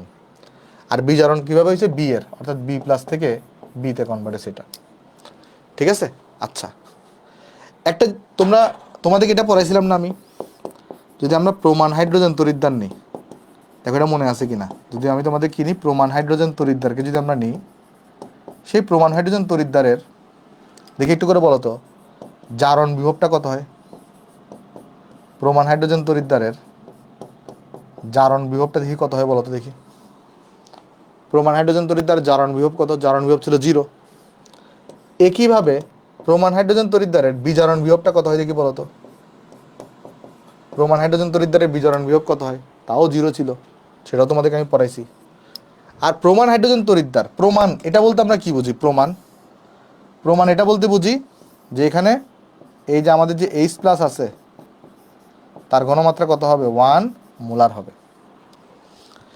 এই লাইনটা তো তোমরা সবাই আগে পড়ে আসছো, তাই না? এই লাইনটা কিন্তু তোমাদেরকে আমি প্রমাণ হাইড্রোজেন তড়িৎদ্বার পড়ানোর সময় পড়াইছি। এই লাইনটাকে আমি কোথায় পড়াইছিলাম বলো তো? প্রমাণ হাইড্রোজেন তড়িৎদ্বার পড়ানোর সময় পড়াইছি। এই যে এইটুকুই তুমি কি বুঝতে পারছো? আমরা এখন এই প্রমাণ হাইড্রোজেন তড়িৎদ্বারের মাধ্যমে জারণ বিভব আর বিজারণ বিভব পরিমাপ করার চেষ্টা করব অন্য একটা জিনিসের। এতটুকু কি তোমরা বুঝতে পারছো? এর মানে এটা আমরা নানোর সমীকরণ অ্যাপ্লাই করব। এতটুকু কি বোঝা গেছে ভাই? এতটুকু একটু থিওরিটিক্যাল কথাবার্তা, বাট আমাদের কিন্তু এগুলো আমি সব সামারি করে দিব, তারপরে তুমি দেখবা ম্যাথমেটিক্স তোমার কাছে একদম ইজি হয়ে যাচ্ছে। বাট আমি চাইলে কি কিন্তু কি করতে পারতাম, ডাইরেক্ট সূত্র দেখাই ম্যাথ করাই দিতে পারতাম। সেক্ষেত্রে তুমি হয়তো ম্যাথ সবই পারতা, বাট তোমার হচ্ছে যে আন্ডারস্ট্যান্ডিংটা বিল্ড আপ হইতো না, যেটা কোত্থেকে আসছে না আসছে কেমন। আমি চাইলেই করতে পারতাম, আমি চাইলে ডাইরেক্ট সূত্র লিখে ম্যাথ করাই দিতে পারতাম, এটা তোমারও সুবিধা হতো আমারও সুবিধা হইতো, বাট দিন শেষে তোমার লাভ হইতো না। চলো এবার আমি তোমাকে একটা কাজ করি, আসো এবারে আমরা এই বিক্রিয়াটাকে আরেকবার লিখলাম কেমন, এই যে x of A plus Y of B plus এখান থেকে এক্স অফ এ প্লাস আর হচ্ছে ওয়াই অফ বি। আমরা একটা কাজ করবো এখন, আমরা প্রমাণ হাইড্রোজেন তড়িৎদ্বারকে ব্যবহার করে এই যে এ যেটা আছে না সেটার আমরা জারণ বিভবটা পরিমাপ করব। তাহলে আমরা কি করব, প্রমাণ হাইড্রোজেন তড়িৎদ্বার এটাকে ইউজ করে আমরা কি করব বলো তো, এ যেটা আছে এর জারণ বিভবটাকে আমরা পরিমাপ করব। এর কি করব, জারণ বিভব পরিমাপ। তাহলে তোমরা একটু করে আমাকে বলো তো, তোমরা একটু আমাকে বলো, যেহেতু এর জারণ বিভবকে মাপবো, তাহলে কোনটাকে অ্যানোড হিসেবে ব্যবহার করবো আর কোনটাকে আমরা ক্যাথোড হিসেবে ব্যবহার করব। আর আমরা এখানে অ্যানোড হিসেবে কাকে ব্যবহার করব, প্রমাণ হাইড্রোজেন তড়িৎদ্বার ইউজ করতেছি আর জারণ বিভব মাপতেছি। আর আমরা ক্যাথোড হিসেবে কাকে ব্যবহার করব, দেখি তোমরা আমাকে একটু করে বলো তো। এখানে আমরা অ্যানোড হিসেবে কাকে ব্যবহার করবো বলো তো, অ্যানোড হিসেবে ব্যবহার করবো আমরা একে, কারণ এর আমরা জারণ বিভব পরিমাপ করব। কার মাধ্যমে পরিমাপ করতেছি, প্রমাণ হাইড্রোজেন তড়িৎদ্বার। তাহলে ক্যাথোড হিসেবে কাকে ইউজ করবো বলো তো, ক্যাথোড হিসেবে ইউজ করবো প্রমাণ হাইড্রোজেন তড়িৎদ্বারকে। ক্যাথোড হিসেবে কাকে ইউজ করব, প্রমাণ হাইড্রোজেন তড়িৎদ্বারকে ইউজ করব। তাহলে এখানে চলে বিক্রিয়াগুলো একটু দেখে ফেলে আসো। তাহলে অ্যানোডের মধ্যে কি বিক্রিয়া ঘটবে, অ্যানোডের মধ্যে বিক্রিয়া ঘটবে, এই যে এ ছিল সে একটা ইলেকট্রনকে ত্যাগ করে দিছে, মানে এক্স অফ এ ছিল আসলে, অ্যাকচুয়ালি এক্স অফ এ ছিল, সে ইলেকট্রন ত্যাগ করে দিছে এক্স অফ এ প্লাসে কনভার্ট হয়েছে, তাই না? এটা হচ্ছে আমাদের অ্যানোডের বিক্রিয়া। আর ক্যাথোডের বিক্রিয়া কি হবে, এখানে ক্যাথোডের বিক্রিয়া, যেহেতু এখানে হাইড্রোজেনটা বিজারিত হয়েছে, আমি তোমাদেরকে হাইড্রোজেন তড়িৎদ্বার পড়ানোর সময় পড়াইছি, এখানে কি হইতে বলতো, তাহলে বিজারণ হয়েছে এখানে, তাহলে এটা ইলেকট্রন গ্রহণ হবে। তাহলে এখানে ইলেকট্রন গ্রহণ হওয়া মানে তোমার হচ্ছে এইচ প্লাস থাকবে, তো সে একটি ইলেকট্রনকে গ্রহণ করবে, গ্রহণ করে এখানে কিসে কনভার্ট হবে, হাফ H2 তে কনভার্ট হবে। এটা তোমরা পড়ছো না সবাই, দেখো তো এই জিনিস তোমরা সবাই পড়ছো না এই জিনিস তোমরা সবাই পড়ছো না? না, প্লাটিনাম অরাম এগুলো এখন দিতে হবে না, আমি জাস্ট এই জিনিস প্রমাণ করাচ্ছি তোমাকে। আচ্ছা, এখান থেকে যদি আমি পরে তোমাকে সব সামারি করে দিব, আগে একটু তোমাকে প্রমাণ করে আসছে যে কোত্থেকে কি আসছে না আসছে। এখান থেকে যদি আমি কোষ বিক্রিয়া লিখতে চাইতাম, তাহলে কোষ বিক্রিয়াটা কীরকম হইতো, কোষ বিক্রিয়া হইতো এক্স অফ এ থাকতো প্লাস এইচ প্লাস থাকতো, এখান থেকে আমার এক্স অফ এ প্লাস তৈরি হইতো, আর প্লাস এখান থেকে আমার হাফ H2 তৈরি হইতো। তাহলে তোমরা আমাকে বলো, এখানে যদি তুমি কিউ লিখতা, কিউ সেটা কত আসতো বলো তো একটু করে, কিউ কত আসতো এখান থেকে, কিউ আসতো উপরে বসতো উৎপাদের আয়ন অর্থাৎ এ প্লাস, এখানে বসতো এক্স, নিচে বসতো বিক্রিয়কের আয়ন এইচ প্লাস। এবার তোমরা আমাকে একটু করে বলো তো, প্রমাণ হাইড্রোজেন তড়িৎদ্বার নিছ, তাহলে প্রমাণ হাইড্রোজেন তড়িৎদ্বারে এইচ প্লাস যেটা আছে, প্রমাণ হাইড্রোজেন তড়িৎদ্বারে এইচ প্লাসের ঘনমাত্রা কত, প্রমাণ হাইড্রোজেন তড়িৎদ্বারে এইচ প্লাসের ঘনমাত্রা 1 মোলার না? প্রমাণ হাইড্রোজেন তড়িৎদ্বারে এইচ প্লাসের ঘনমাত্রা 1 মোলার, তাহলে এখানে যদি 1 বসায় দাও, তাহলে যদি কি করে এখানে, এই যে এখানে তুমি যদি 1টাকে বসায় দাও, তাহলে কি থাকবে, শুধুমাত্র এখানে শুধুমাত্র যদি 1টাকে যদি বসায় দাও, তাহলে শুধুমাত্র তোমার কাছে এখানে এ প্লাস এটা থাকবে না, তাহলে কিউ ইকুয়াল এটা থাকতেছে না শুধুমাত্র। আর এই কোষ বিক্রিয়া তুমি যদি আর ইসেল লিখতে চাও, ইসেল মানে আমি ইসেল তো আসলে লিখবো না, আমি এটার কি করতে চাচ্ছি, আচ্ছা ইসেল আগে লিখি আসি। ইসেল যদি লিখতে চাই, তাহলে ইসেল এখানে কত আসবে বলো তো, এখানে ইসেল আসবে তোমার কাছে এখানে এই যে আমাদের E cell not minus 2.303 RT divided by হচ্ছে ইএফ, ডিভাইডেড বাই হচ্ছে ইএফ আর লগারিদম অফ কিউ। তো কিউ এর জায়গায় কি বসাইতে পারি বলো তো, এখানে কিউ এর জায়গায় বসাইতে পারি এ প্লাস, আর এটা হচ্ছে এক্স, এ প্লাস আর হচ্ছে এক্স। এবার হচ্ছে ই সেল নট বের করার পালা। ই সেল নট মানে কত হয়ে থাকে, অ্যানোডের জারণ বিভব, অ্যানোড হিসেবে কাজ করতেছে এখানে এক্সট্রা, তাহলে অ্যাকচুয়ালি ই অফ এ থেকে এ প্লাস এটা নট প্লাস ক্যাথোডের বিজারণ বিভব, বাট সেটা জিরো আসবে না। একটু করে তোমরা আমাকে বলো তো, ক্যাথোডের বিজারণ বিভব, ক্যাথোডের বিজারণ বিভবটা জিরো আসবে না। ক্যাথোডের বিজারণ বিভব যে জিরো আসবে সেটাকে তোমরা সবাই বুঝতে পারতেছো? ক্যাথোডের বিজারণ বিভব কেন জিরো আসবে বলো তো দেখি? ক্যাথোডের বিজারণ বিভব কেন জিরো আসবে? কারণ ক্যাথোড হিসেবে এখানে ইউজ করতেছো তুমি প্রমাণ হাইড্রোজেন তড়িৎদ্বারকে। সো প্রমাণ হাইড্রোজেন তড়িৎদ্বারকে জারণ বিভব বের করো, বিজারণ বিভব বের করো, সেটা জিরোই আসবে। এই যে ক্যাথোড ফার্স্ট লিখছে এখানে ইসলনেট মানে কি অ্যানোডের জারণ বিভব প্লাস ক্যাথোডের বিজারণ বিভব, বাট ক্যাথোড হিসেবে তুমি কাকে ইউজ করছো? প্রমাণ হাইড্রোজেন তড়িৎদ্বারকে। তো প্রমাণ হাইড্রোজেন তড়িৎদ্বারের বিজারণ বিভব কত হয়? জিরো হয়, তাই জিরো যোগ করছে এখানে। আর পরে এখানে এটাকে বসাই দিচ্ছি এখানে, এই পুরো জিনিসটাকে ধরা বসাই দিচ্ছি এখানে, এই পুরো জিনিসটাকে এখানে চলো বসাই দিই। তাহলে এটা ইকুয়াল টু কি বলতো? অ্যাকচুয়ালি আমি জারণ বিভব পরিমাপ করতেছি, তাহলে এটা ইকুয়াল টু অ্যাকচুয়ালি এ থেকে এ প্লাস। তাহলে কোনো কিছু জারণ বিভব ইকুয়াল টু তাহলে কত আসবে দেখো তো? তাহলে আমি যদি এটাকে যদি এখানে লিখতে চাই একবারে, দেখো আমি যদি এখানে যদি এখান থেকে যদি এখানে লিখতে চাই, তাহলে এই যে ই অফ এ থেকে এ প্লাস, আমি কিছু জারণ বিভব বের করতে চাইলে সেটা ইকুয়াল টু হবে তার প্রমাণ অবস্থায় জারণ বিভব মাইনাস 2.303 RT। আমি সব এক পৃষ্ঠায় সামারি করে দিব, আগে জাস্ট তোমাকে সূত্রগুলো প্রমাণ করে আসতেছি। এগুলো প্রমাণগুলো তোমার বইতে নাই, বুঝছো? প্রমাণ সবগুলো তোমার বইতে নাই। ইএফ লগারিদম অফ এ প্লাসের ঘনমাত্রা আবার হচ্ছে এখানে এক্স। তাহলে কোনো কিছু তুমি যদি জারণ বিভব পরিমাপ করতে চাও তাহলে তোমার এইটা ইউজ করতে হবে, তোমার এটা ইউজ করতে হবে। কখন কোন সূত্র কোন জায়গায় ইউজ করবা সব দেখাই দিব ভাই। এখানে ই এর ভ্যালু না, ই হচ্ছে তোমার এখানে তুল্য সংখ্যা। হ্যাঁ, এটার জন্য ই তুমি জানো 1, বাট সবসময় তার 1 আসবে না, সবসময় তার 1 আসবে না, বিক্রিয়া ভেদে ভিন্ন আসতে পারে না। তো এই জন্য তোমাকে হচ্ছে আমি জেনারেলটা দেখাচ্ছি, জেনারেল ই আমরা ই রাখতেছি, এটাকে আর 1 পুট করতেছি না, বুঝতে পারছো? 1 আর আমরা এখানে পুট করতেছি না, আমরা এখানে 1 পুট করতেছি না, ইটা এখানে ই আসবে।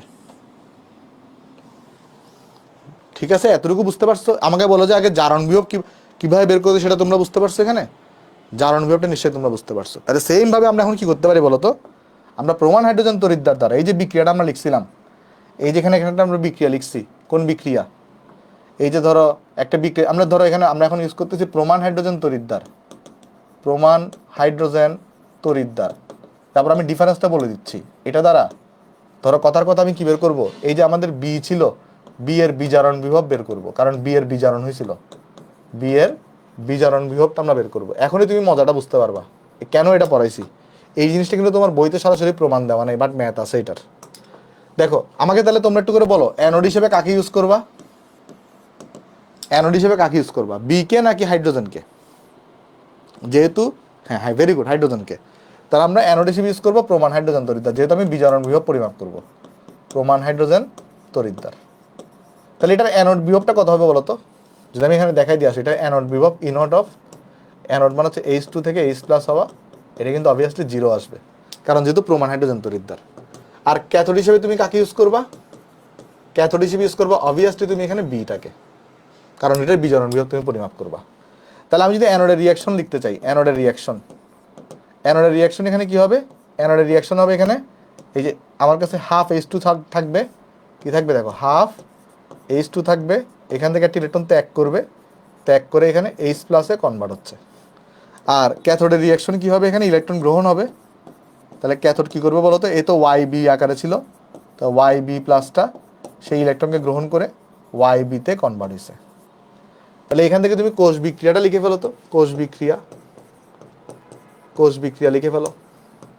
তাহলে কোষ বিক্রিয়া এগুলো কি আসবে দেখো, কোষ বিক্রিয়া এগুলোটা আসবে আমাদের হাফ H2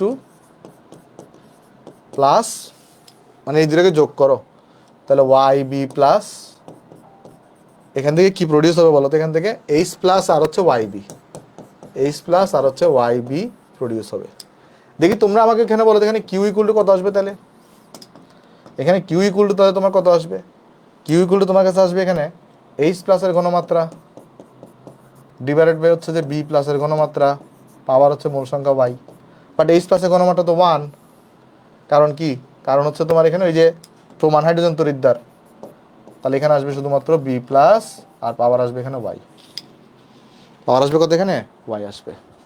তাহলে এইবার তুমি যদি ই সেলটা যদি বের করতে চাও, এখানে যদি কি বের করতে চাও, ই সেল, আগে সূত্রটা একবার লিখে দিই, E cell equal to E cell not minus 2.303 R T divided by হচ্ছে ইএফ, ডিভাইডেড বাই কত, ডিভাইডেড বাই হচ্ছে ইএফ, আর হচ্ছে লগারিদম অফ কিউ। তো কিউ এর জায়গায় তাহলে আমি এই ভ্যালুটাকে বসাই দিতে পারি, এটা হচ্ছে আমার কাছে এখানে কিউ, তাই না?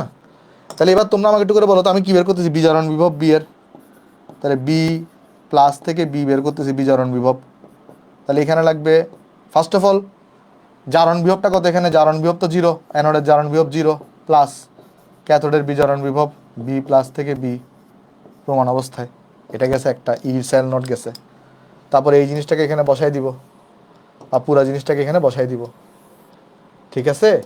তাহলে দেখো আমরা কি পেয়ে গেছি, কি ডিফারেন্স সেটা আমি তোমাকে বলে দিচ্ছি। তাহলে আমরা এখানে পেয়ে গেছি ই অফ বি প্লাস থেকে বি বের করা, এটা ইকুয়াল টু হবে ই অফ বি প্লাস থেকে বি, এটা নট, তারপর হচ্ছে যে minus 2.303 R T divided by হচ্ছে ইএফ, ডিভাইডেড বাই কত, ডিভাইডেড বাই হচ্ছে ইএফ, আর ইএফ,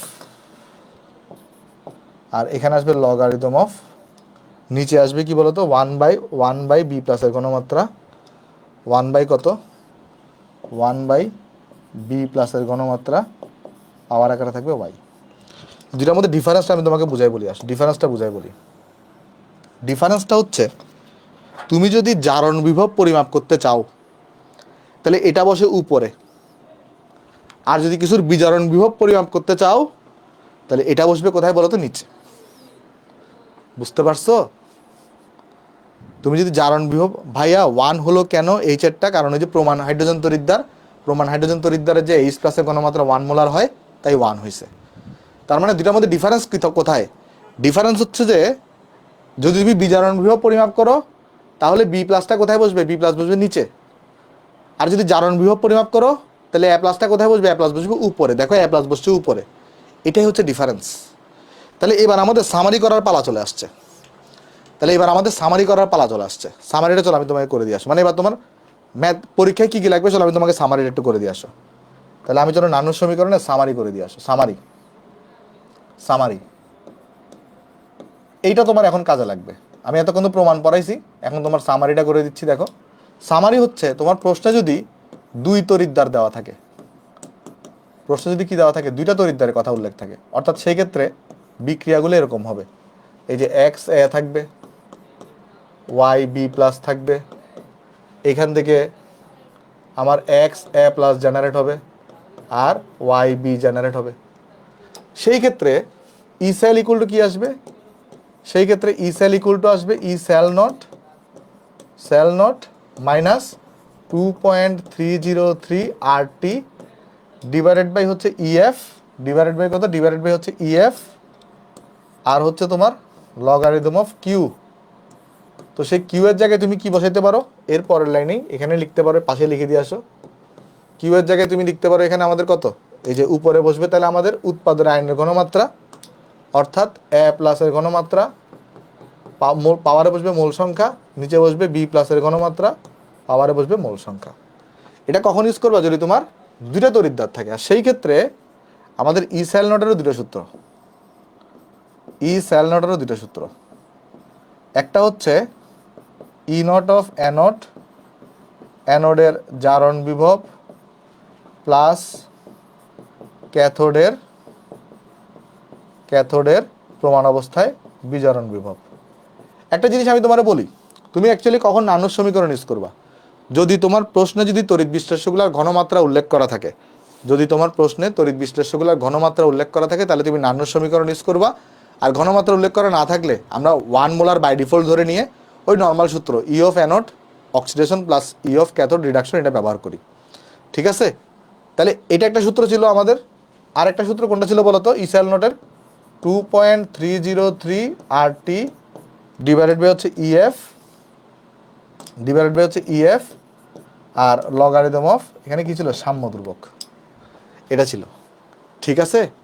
আর যদি আমার প্রশ্নে যদি কি থাকে, ঘনমাত্রা উল্লেখ না থাকলে, ঘনমাত্রা তখন নর্মাল সূত্র উল্লেখ না থাকলে তখন আসলে বাই ডিফল্ট আমরা কোন সূত্র ইউজ করি, ইসেল বের করার সময় আমরা ইউজ করে থাকি ই অফ অ্যানোড, এটার জারণ বিভব প্লাস যেটা আগে শিখছি আমরা ই অফ ক্যাথোড, এটার আসলে বিজারণ বিভব, যদি ঘনমাত্রা উল্লেখ করা না থাকে। কারণ ঘনমাত্রা উল্লেখ করা না থাকলে আমরা বাই ডিফল্ট 1 ধরে নিই, 1 ধরে নিলে লগ 1 এর ভ্যালু 0, তার মানে এই পুরো জিনিসটা 0 চলে আসবে, তাহলে তখন ইসেল ইকুয়াল আসলে ইসেল নট হয়ে যাচ্ছে, আর ইসেল নটটা অ্যাকচুয়ালি এটাই, তাই না? তো যদি ঘনমাত্রা উল্লেখ করা না থাকে তাহলে হচ্ছে এটা। আচ্ছা, এবার আসো, তোমার যদি সিঙ্গেল তড়িৎদ্বার থাকে বা এক তড়িৎদ্বার থাকে, অনেক সময় তোমার প্রশ্নে এক তড়িৎদ্বারের কথা বলবে, প্রশ্নে কি বলবে, এক তড়িৎদ্বারের কথা বলবে। তো যদি এক তড়িৎদ্বার থাকে সেই ক্ষেত্রে কি করবা? সেই ক্ষেত্রে তোমার যদি জারণ বিভব বের করতে হয়, তোমার যদি কি করতে হয় বলো তো, জারণ বিভব, ধরো এ থেকে এ প্লাসের জারণ বিভব বের করবা, সেই ক্ষেত্রে হচ্ছে সূত্র হচ্ছে প্রমাণ অবস্থায় জারণ বিভব মাইনাস এই যে 2.303 RT, এটা বসাই দিবা, আর লগারিদম অফ এই উপরে রাখবা এ প্লাসকে, মূল সংখ্যা বসাবা এখানে। আর যদি কোনো কারণে তোমার বিজারণ বিভব বের করতে বলে, বিজারণ বিভব বের করতে বলে, সেই ক্ষেত্রে এই যে প্রমাণ অবস্থায় বিজারণ বিভবটাকে লিখবা এখানে, প্রমাণ অবস্থায় বিজারণ বিভবকে এখানে লিখবা, তারপরে মাইনাস দিবা, এটা দিবা, তারপরে তুমি এখানে লগারিদমও দিবা, বাট কি করবা বলো তো, এখানে লগারিদম দেওয়ার পরে এখানে লগারিদম লিখবা, বাট তুমি নিচে হচ্ছে বসাবা ঘনমাত্রাটাকে, অর্থাৎ 1/b প্লাস ওয়াইকে তুমি এখানে বসাবা। দেখো বুঝছো কি না? যদি ডাবল তড়িৎদ্বার দেওয়া থাকে তাহলে হচ্ছে যে উপরের সূত্রগুলা, আর যদি সিঙ্গেল তড়িৎদ্বার দেওয়া থাকে তাহলে হচ্ছে নিচের সূত্রগুলা। দেখো ভাই ক্লিয়ার কিনা? আমি চাইলেই তোমাকে প্রথমে এই সূত্রগুলো লিখে দিতে পারতাম, বাট তোমার কাছে হিজিবিজি লাগতো, সো এই জন্য তোমার হচ্ছে আমি এগুলো সূত্রগুলো তোমাকে একটু লিখে দিছি। বুঝতে পারছো?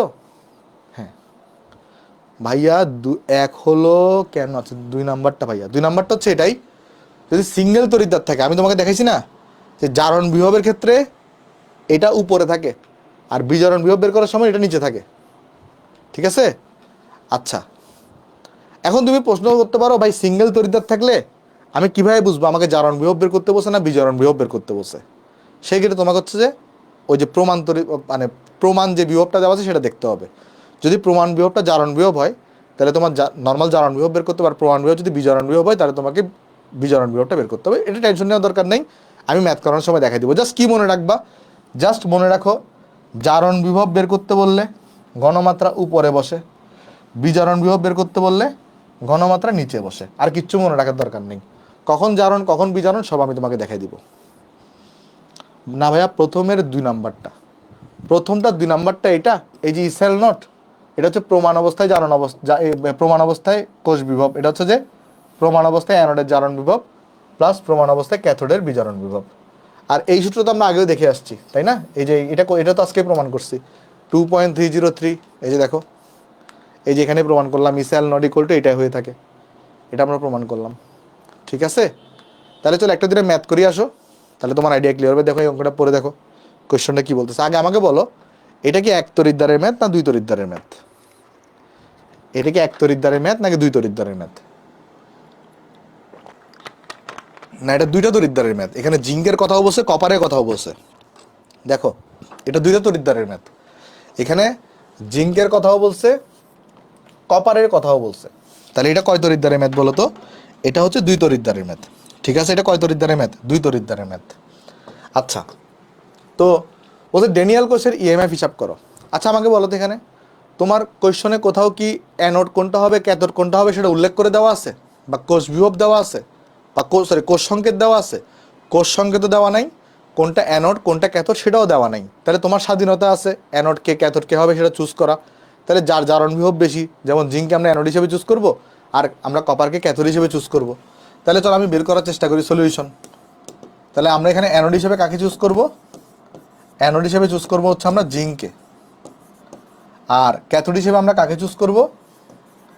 ক্যাথোড হিসেবে চুজ করবো আমরা কপারকে। এটা তো আমরা সবাই জানি, এটা রিজনও আমরা সবাই জানি, কারণ জিঙ্কের জারণ বিভবটা বেশি। তাহলে অ্যানোডের মধ্যে রিয়াকশন কী হবে দেখো তো এখানে, অ্যানোডের মধ্যে রিয়াকশন কী হবে, অ্যানোডের মধ্যে রিয়াকশন হবে, আমি তোমাকে প্রথমটা একটু ভেঙে ভেঙে করাচ্ছি, পরেগুলো তাড়াতাড়ি করতে পারবো। অ্যানোডের মধ্যে রিয়াকশন হবে হচ্ছে আমাদের এইটা, তাই না? অ্যানোডের রিয়াকশন হবে হচ্ছে এটা।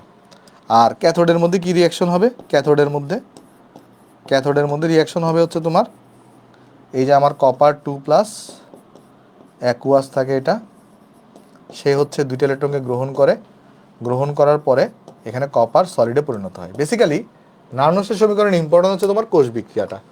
নার্নস সমীকরণের ইম্পর্টেন্ট পার্ট কোনটা বলো তো? কোষ বিক্রিয়াটা হচ্ছে ইম্পর্টেন্ট পার্ট। তাহলে যদি আমি এখানে কোষ বিক্রিয়াটা লিখতে চাই, কোষ বিক্রিয়া, তাহলে আমার কাছে কোষ বিক্রিয়া কি আসবে দেখো তো এখানে। তাহলে আমার কোষ বিক্রিয়া হবে অ্যাকচুয়ালি এই যে জিঙ্ক সলিড অবস্থা প্লাস কপার 2+ অ্যাকুয়াস থেকে এখানে কনভার্ট হয়েছে কোথায়, জিঙ্ক 2+ অ্যাকুয়াসে কনভার্ট হয়েছে, আর এটা কনভার্ট হয়েছে কপার সলিড অবস্থায়, কপারের সলিড অবস্থায়। আচ্ছা, তারপরে এখন আমি যদি ইসেল লিখতে যাই তাহলে আমাকে আমাকে বের করতে বসে কি, ইএমএফ বের করতে বসে বা ইসেল বের করতে বসে। তো ইসেলের সূত্র কি হবে, ইসেলের সূত্র হবে না যে E cell not minus 2.303 RT divided by হচ্ছে ইএফ, ডিভাইডেড বাই কত, ডিভাইডেড বাই হচ্ছে ইএফ, ডিভাইডেড বাই হচ্ছে ইএফ, আর লগারিদম অফ এখানে হবে কিউ। দেখি ভাই কিউ এর জায়গায় কত হবে বলো তো এখানে, কিউ মানে কি, উৎপাদেরটা উপরে বসবে, তাহলে এখানে হবে জিঙ্ক 2+, এখানে তো মোল সংখ্যা 1 করে করে, তাই পাওয়ার আকারে কিছু দেওয়ার দরকার নেই, নিচে বসবে কপার 2+। দেখো তো এটাই হবে না? তাহলে ই সেল নটটা বের করতে হবে, ই সেল নট বের করে ফেলি, আসো E cell not, E cell not এটা হচ্ছে অ্যানোডের জারণ বিভব প্রমাণ অবস্থায়, তাহলে জিঙ্ক থেকে জিঙ্ক 2+ প্রমাণ অবস্থায় এটা, প্লাস ক্যাথোডের হচ্ছে বিজারণ বিভব, তাহলে কপার 2+ থেকে কপার নট। তাহলে দেখো তো আমার কোয়েশ্চনে এই যে জিঙ্ক থেকে জিঙ্ক 2+ এটা করে দেওয়া আছে, জিঙ্ক থেকে জিঙ্ক 2+ এটা দেওয়া আছে 0.76, তাহলে এখানে বসাই দাও, তাহলে এখানে বসাবা 0.76 প্লাস এখানে কি দেওয়া, কপার থেকে কপার 2+, এটা জারণ বিভব দেওয়া, বাট তোমার লাগবে কি, লাগবে হচ্ছে বিজারণ বিভব, লাগবে হচ্ছে বিজারণ বিভব। তাহলে বিজারণ বিভব যদি নাও তাহলে মাইনাসটাকে প্লাস করে দিতে হবে না, তাহলে এটা হবে 0.34। আচ্ছা আমি ম্যাথ আরেকবার বুঝাই দিব, টেনশন নিও না। তাহলে এটা আসবে 1.10 ভোল্ট। তাহলে দেখো তুমি তাহলে এখানে ইসেল নটটা বসাই দাও 1.10, আমি ম্যাথটা একবার করে দিই, পর আরেকবার বুঝাই দিচ্ছি আমি। 1.10 মাইনাস, এবার সবগুলো ভ্যালু একটু এখানে বসাই দাও, সবগুলো ভ্যালু বসালে কত আসবে দেখো, 2.303 আর হচ্ছে 8.314, 8.314। টেম্পারেচার কত দেওয়া আছে কোয়েশ্চনে, 25 ডিগ্রি দেওয়া, তার মানে 298 কেলভিন। ই কত হবে এখানে, 2 হবে, এফ হচ্ছে 96,500, আর এখানে লগারিদম অফ দেখো তো কোয়েশ্চনে জিঙ্ক 2+এর ঘনমাত্রা দেওয়া কত আছে এখানে, কোয়েশ্চনে জিঙ্ক 2+এর ঘনমাত্রা কত দেওয়া, জিঙ্ক 2+এর ঘনমাত্রা দেওয়া হচ্ছে তোমার কপার 2+এর এত, জিঙ্ক 2+ হচ্ছে 0.10, আর কপার 2+ কত, কপার 2+ হচ্ছে 0.005। তাহলে এখান থেকে তুমি ভ্যালু বের করে ফেলবা, তাহলে এত ভোল্ট আসবে তোমার এখানে আনসার। আমি অঙ্কটা আবার বুঝাই দিচ্ছি, এত ভোল্ট এটা হচ্ছে আমার আনসার।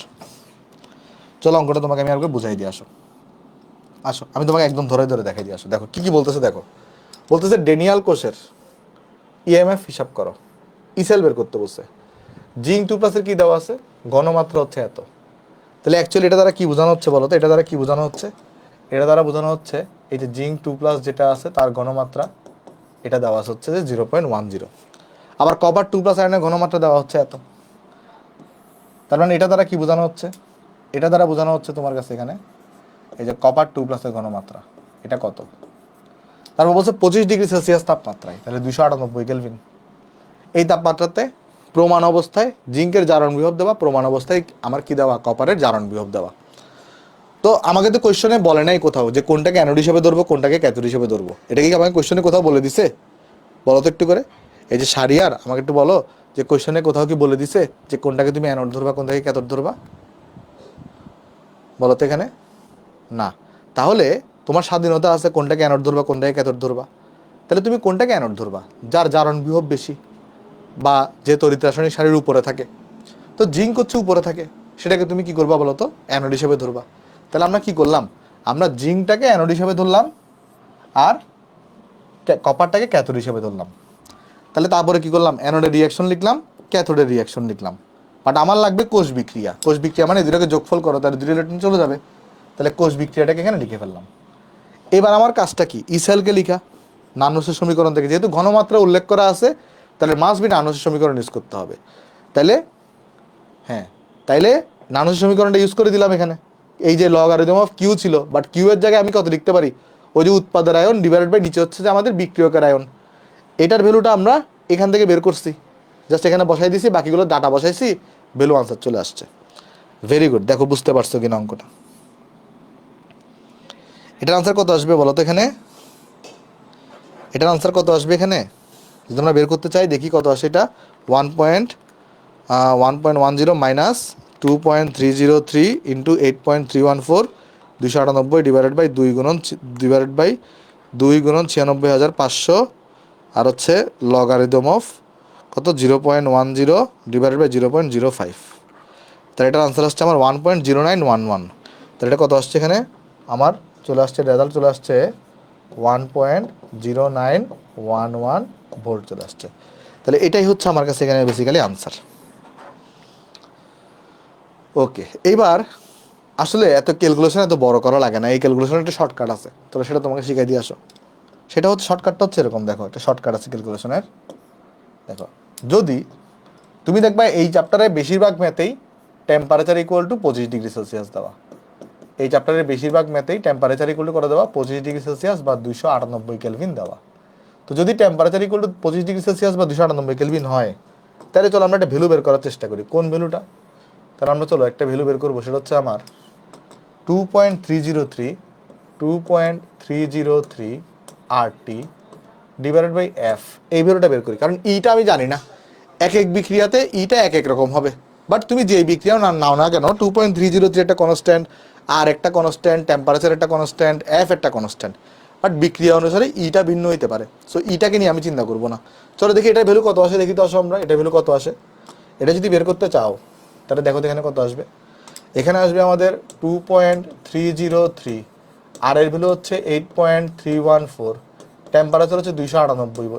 তবে এটা তখনই অ্যাপ্লাই করতে পারবো যদি টেম্পারেচার 298 কেলভিন হয়, এবং বেশিরভাগ অঙ্কে এটাই আসবে। দেখবা রেজাল্ট আসতেছে 0.0591। তাই আমি যদি টেম্পারেচার 25°C হয়, তাহলে সূত্রটাকে আসলে কি মডিফাই করে কি লেখা যায়, E cell equal to E cell not minus এই যে এগুলোর জায়গায় 0.0591 ডিভাইডেড বাই হচ্ছে ই, ডিভাইডেড বাই হচ্ছে কি ই আর লগারিদম অফ কিউ। বাট খেয়াল রাখবা, এই সূত্র তখনই অ্যাপ্লাই করতে পারবা যদি টেম্পারেচারটা 25° হয়। যদি টেম্পারেচার 25° না থাকে তাহলে কিন্তু এই সূত্রটা ভ্যালিড না। বুঝতে পারছো, এই সূত্র কিন্তু ভ্যালিড হবে না, এই সূত্রটা ভ্যালিড হবে না। সো এইটা তখনই অ্যাপ্লাই করতে পারবা যদি টেম্পারেচারটা 25°C হয়ে থাকে। ওকে, আচ্ছা, আশা করি তোমরা এটা সবাই এখানে বুঝতে পারছো, কারো এখানে কোনো সমস্যা নাই আসলে। আচ্ছা, ওকে ওকে, এটা কি বোঝা গেছে? এটা এমসিকিউর জন্য, এটা হচ্ছে শুধুমাত্র, এটা কিন্তু এইচএসসিতে ইউজ করিও না, এটা শুধুমাত্র এমসিকিউতে ইউজ করিও আর এডমিশনে ইউজ করিও। এইচএসসিতে তুমি আসলে একটু ভেঙে ভেঙে করাই ভালো, বুঝছো? ওকে, আচ্ছা, একটা টপিক আছে সেটা একটু করে পড়াই দিই। টপিকটা হচ্ছে এরকম যে, একটা জিনিস দেখো, যদি তুমি প্রমাণ হাইড্রোজেন তড়িৎদ্বার নাও তাহলে সেটা জারণ বিভব 0, বিজারণ বিভব 0।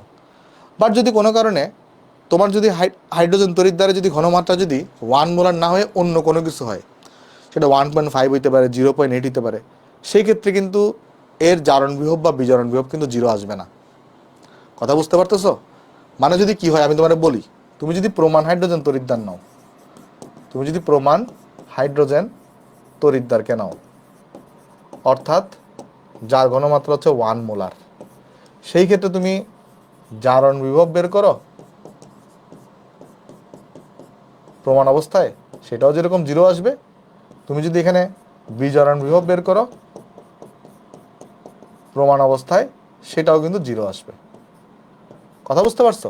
বাট কোনো কারণে যদি এমন হয় যে তুমি একটা হাইড্রোজেন তড়িৎদ্বার নিছো, বাট সেটা প্রমাণ অবস্থায় নাই, হাইড্রোজেন তড়িৎদ্বার নিছো বাট সেটার যে ঘনমাত্রা সেটা 1 মোলার নাই, তাহলে সেই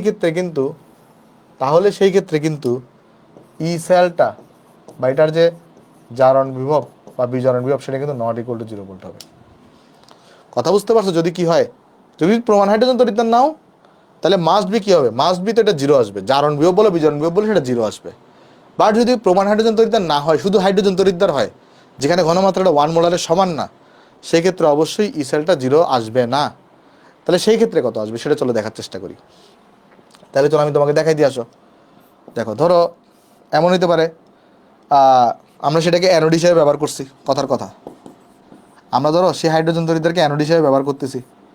তার মানে এখানে H2 আছে, 2টা ইলেকট্রন ছেড়ে দিচ্ছে। ধরো H2 আছে, 2টা ইলেকট্রন ছেড়ে দিচ্ছে। আবার তুমি এখানে আমার কি পাচ্ছি, আমরা এখানে 2H+ পাচ্ছি। কথার কথা তুমি চাইলে হাফ H2 দিয়েও করতে পারতা, সেক্ষেত্রে ইলেকট্রন একটা হইতো। সেই ক্ষেত্রে কি মানে তুমি চাইলে এটাকে এভাবে লিখতে পারতা, ধরো হাফ H2 আছে, সে একটা ইলেকট্রন ছেড়ে দিচ্ছে, সে H+ কনভার্ট হচ্ছে, এভাবেও লিখতে পারতা, সমস্যা নেই। কেমন? ওকে, তাহলে চলো দেখি এখানে কি আসবে। আসলে তুমি এটাকে নাও সেম তো বিক্রিয়া আসলে সেম। এটাকে নিলে তুল্য সংখ্যা 1 কনসিডার করবা, আর এটাকে কনসিডার করলে তুল্য সংখ্যা 2 কনসিডার করবা, এতটুকু হচ্ছে ডিফারেন্স। তাহলে এই ক্ষেত্রে দেখো তো ই সেলটা কত আসবে।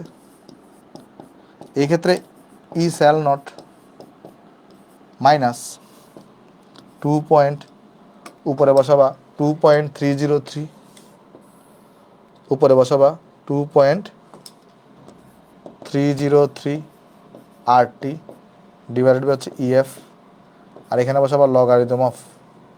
দেখো দেখো কথাটা হচ্ছে বুঝো, ভালো করে বুঝো।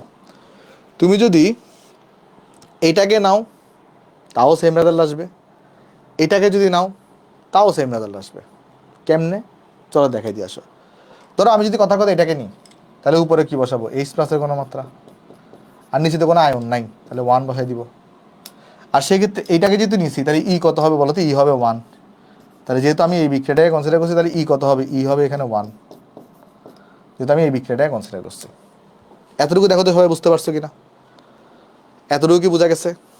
এবার আমাকে তোমরা একটু করে বলো তো ই সেল নট এটার ভ্যালু কত আসবে। এটার ভ্যালুটা 0 আসবে না। ই সেল নটের ভ্যালুটা দেখো তো 0 আসবে না। কেন 0 আসবে? কারণ প্রমাণ অবস্থায় তো জারণ বিভব বলো বিজারণ বিভব বলো সেটা 0ই আসে। তাহলে ই সেল নটকে যদি 0 বসাই দাও, তাহলে ই সেল ইকুয়াল টু কী পাচ্ছ দেখো তো, ই সেল ইকুয়াল টু এই যে যদি 25°C চিন্তা করি আমরা, তাহলে এই ভ্যালুটাকে তুমি কত লিখছিলা? যদি আমি টেম্পারেচারটাকে যদি 25°, আমাদের নর্মালি এখানে টেম্পারেচারটা ধরো 25°C, যদি 25° না হয় তাহলে তো ম্যানুয়ালি করতে হবে, বাট যদি 25° হয়, ম্যাক্সিমাম ক্ষেত্রে 25° হবে, তাহলে এই ভ্যালুটা কত আসবে? এটা আসবে না এটা আসবে 0.0591 আসবে না? তাহলে কত আসছে এখানে, -0.0591 ইন্টু এখানে আসছে লগারিদম অফ H+। তোমরা আমাকে একটু করে বলো, এই যে মাইনাস আর এখানে লগারিদম অফ H+ আছে, এটাকে তুমি জানি কি বলো, এটাকে তো বলো হচ্ছে পিএইচ বলো। তাহলে আমরা এখান থেকে ই সেলের একটা নতুন সূত্র পেয়ে যাচ্ছি, যদি হাইড্রোজেন তড়িৎদ্বার থাকে, তাহলে ই সেল ইকুয়াল টু চলে আসবে 0.0591 ইন্টু পিএইচ চলে আসবে। ইন্টু কি চলে আসবে বলো তো, পিএইচ চলে আসবে।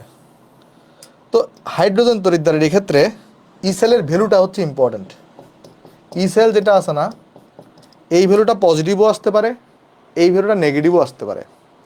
কথা হচ্ছে কেন? কারণ তুমি এটাকে অ্যানোড হিসেবে চিন্তা করছো, এটা তো ক্যাথোড হিসেবেও ইউজ করতে পারতা, তাই না? তো অ্যানোডের বিভব যদি পজিটিভ আসে, ক্যাথোডের বিভব কী হয়, নেগেটিভ হয়, আমরা সবাই জানি। তাই ই সেল পজিটিভ না নেগেটিভ সেটা ইম্পর্টেন্ট না। এই হাইড্রোজেন তড়িৎদ্বারের বেলায় যদি ই সেল বের করি, এটা ভ্যালুটা হচ্ছে ইম্পর্টেন্ট। বুঝতে পারছো নিচে এক কেন হলো? কারণ এক হয়েছে কেন বলো তো, কারণ আমরা এই বিক্রিয়াটা কনসিডার করছি।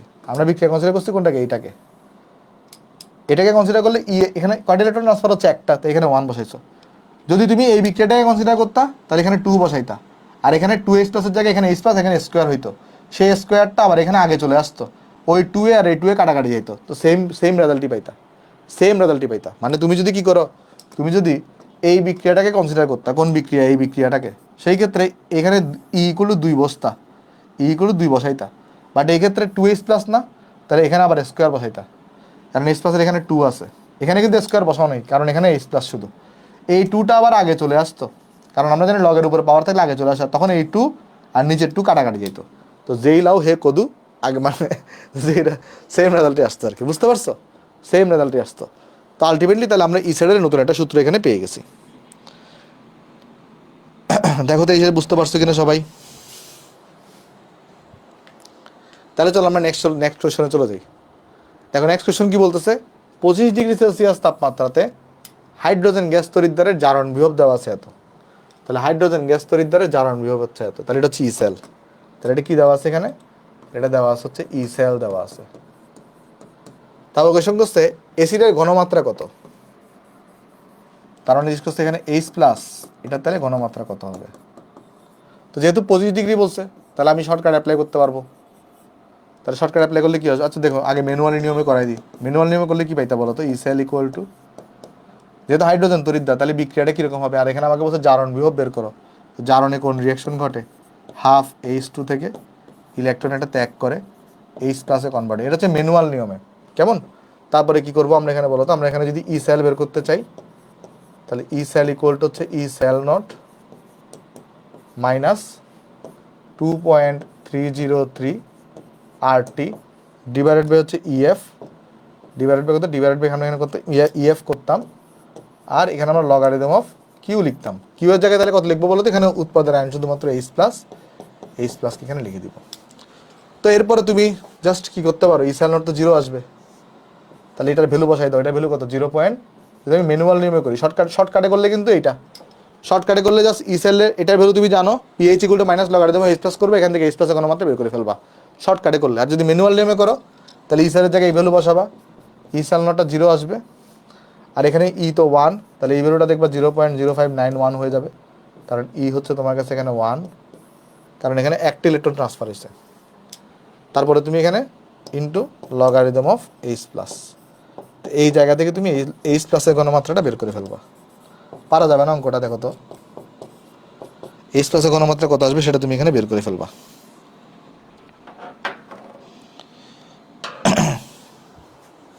তাহলে আজকের লেকচারটা আমাদের এতটুকুই থাকুক, কারণ তোমাদের মাথা হ্যাং হয়ে যাবে আমি যদি আগাই, কারণ অনেক সূত্র আমি তোমাদেরকে পড়াই দিছি। তাহলে তোমার কাজ কী হবে জানো, তোমার কাজ হবে যা যা সূত্র পড়াইছি না, যা যা সূত্র তোমাদেরকে পড়াইছি, অর্থাৎ কোন কোন পৃষ্ঠা বেশি ভালো করে পড়বো আমি তোমাদের বলি, তুমি হচ্ছে এই পৃষ্ঠাটা একদম ঠোঁটস্থ করে ফেলবা, এই পৃষ্ঠাটা একদম ঠোঁটস্থ করে ফেলবা, যেন আমরা আগামী ক্লাসে অনেকগুলো ম্যাথ করতে পারি, কেমন, যেন আমরা আগামী ক্লাসে অনেকগুলো ম্যাথ করতে পারি সবগুলো শর্ট।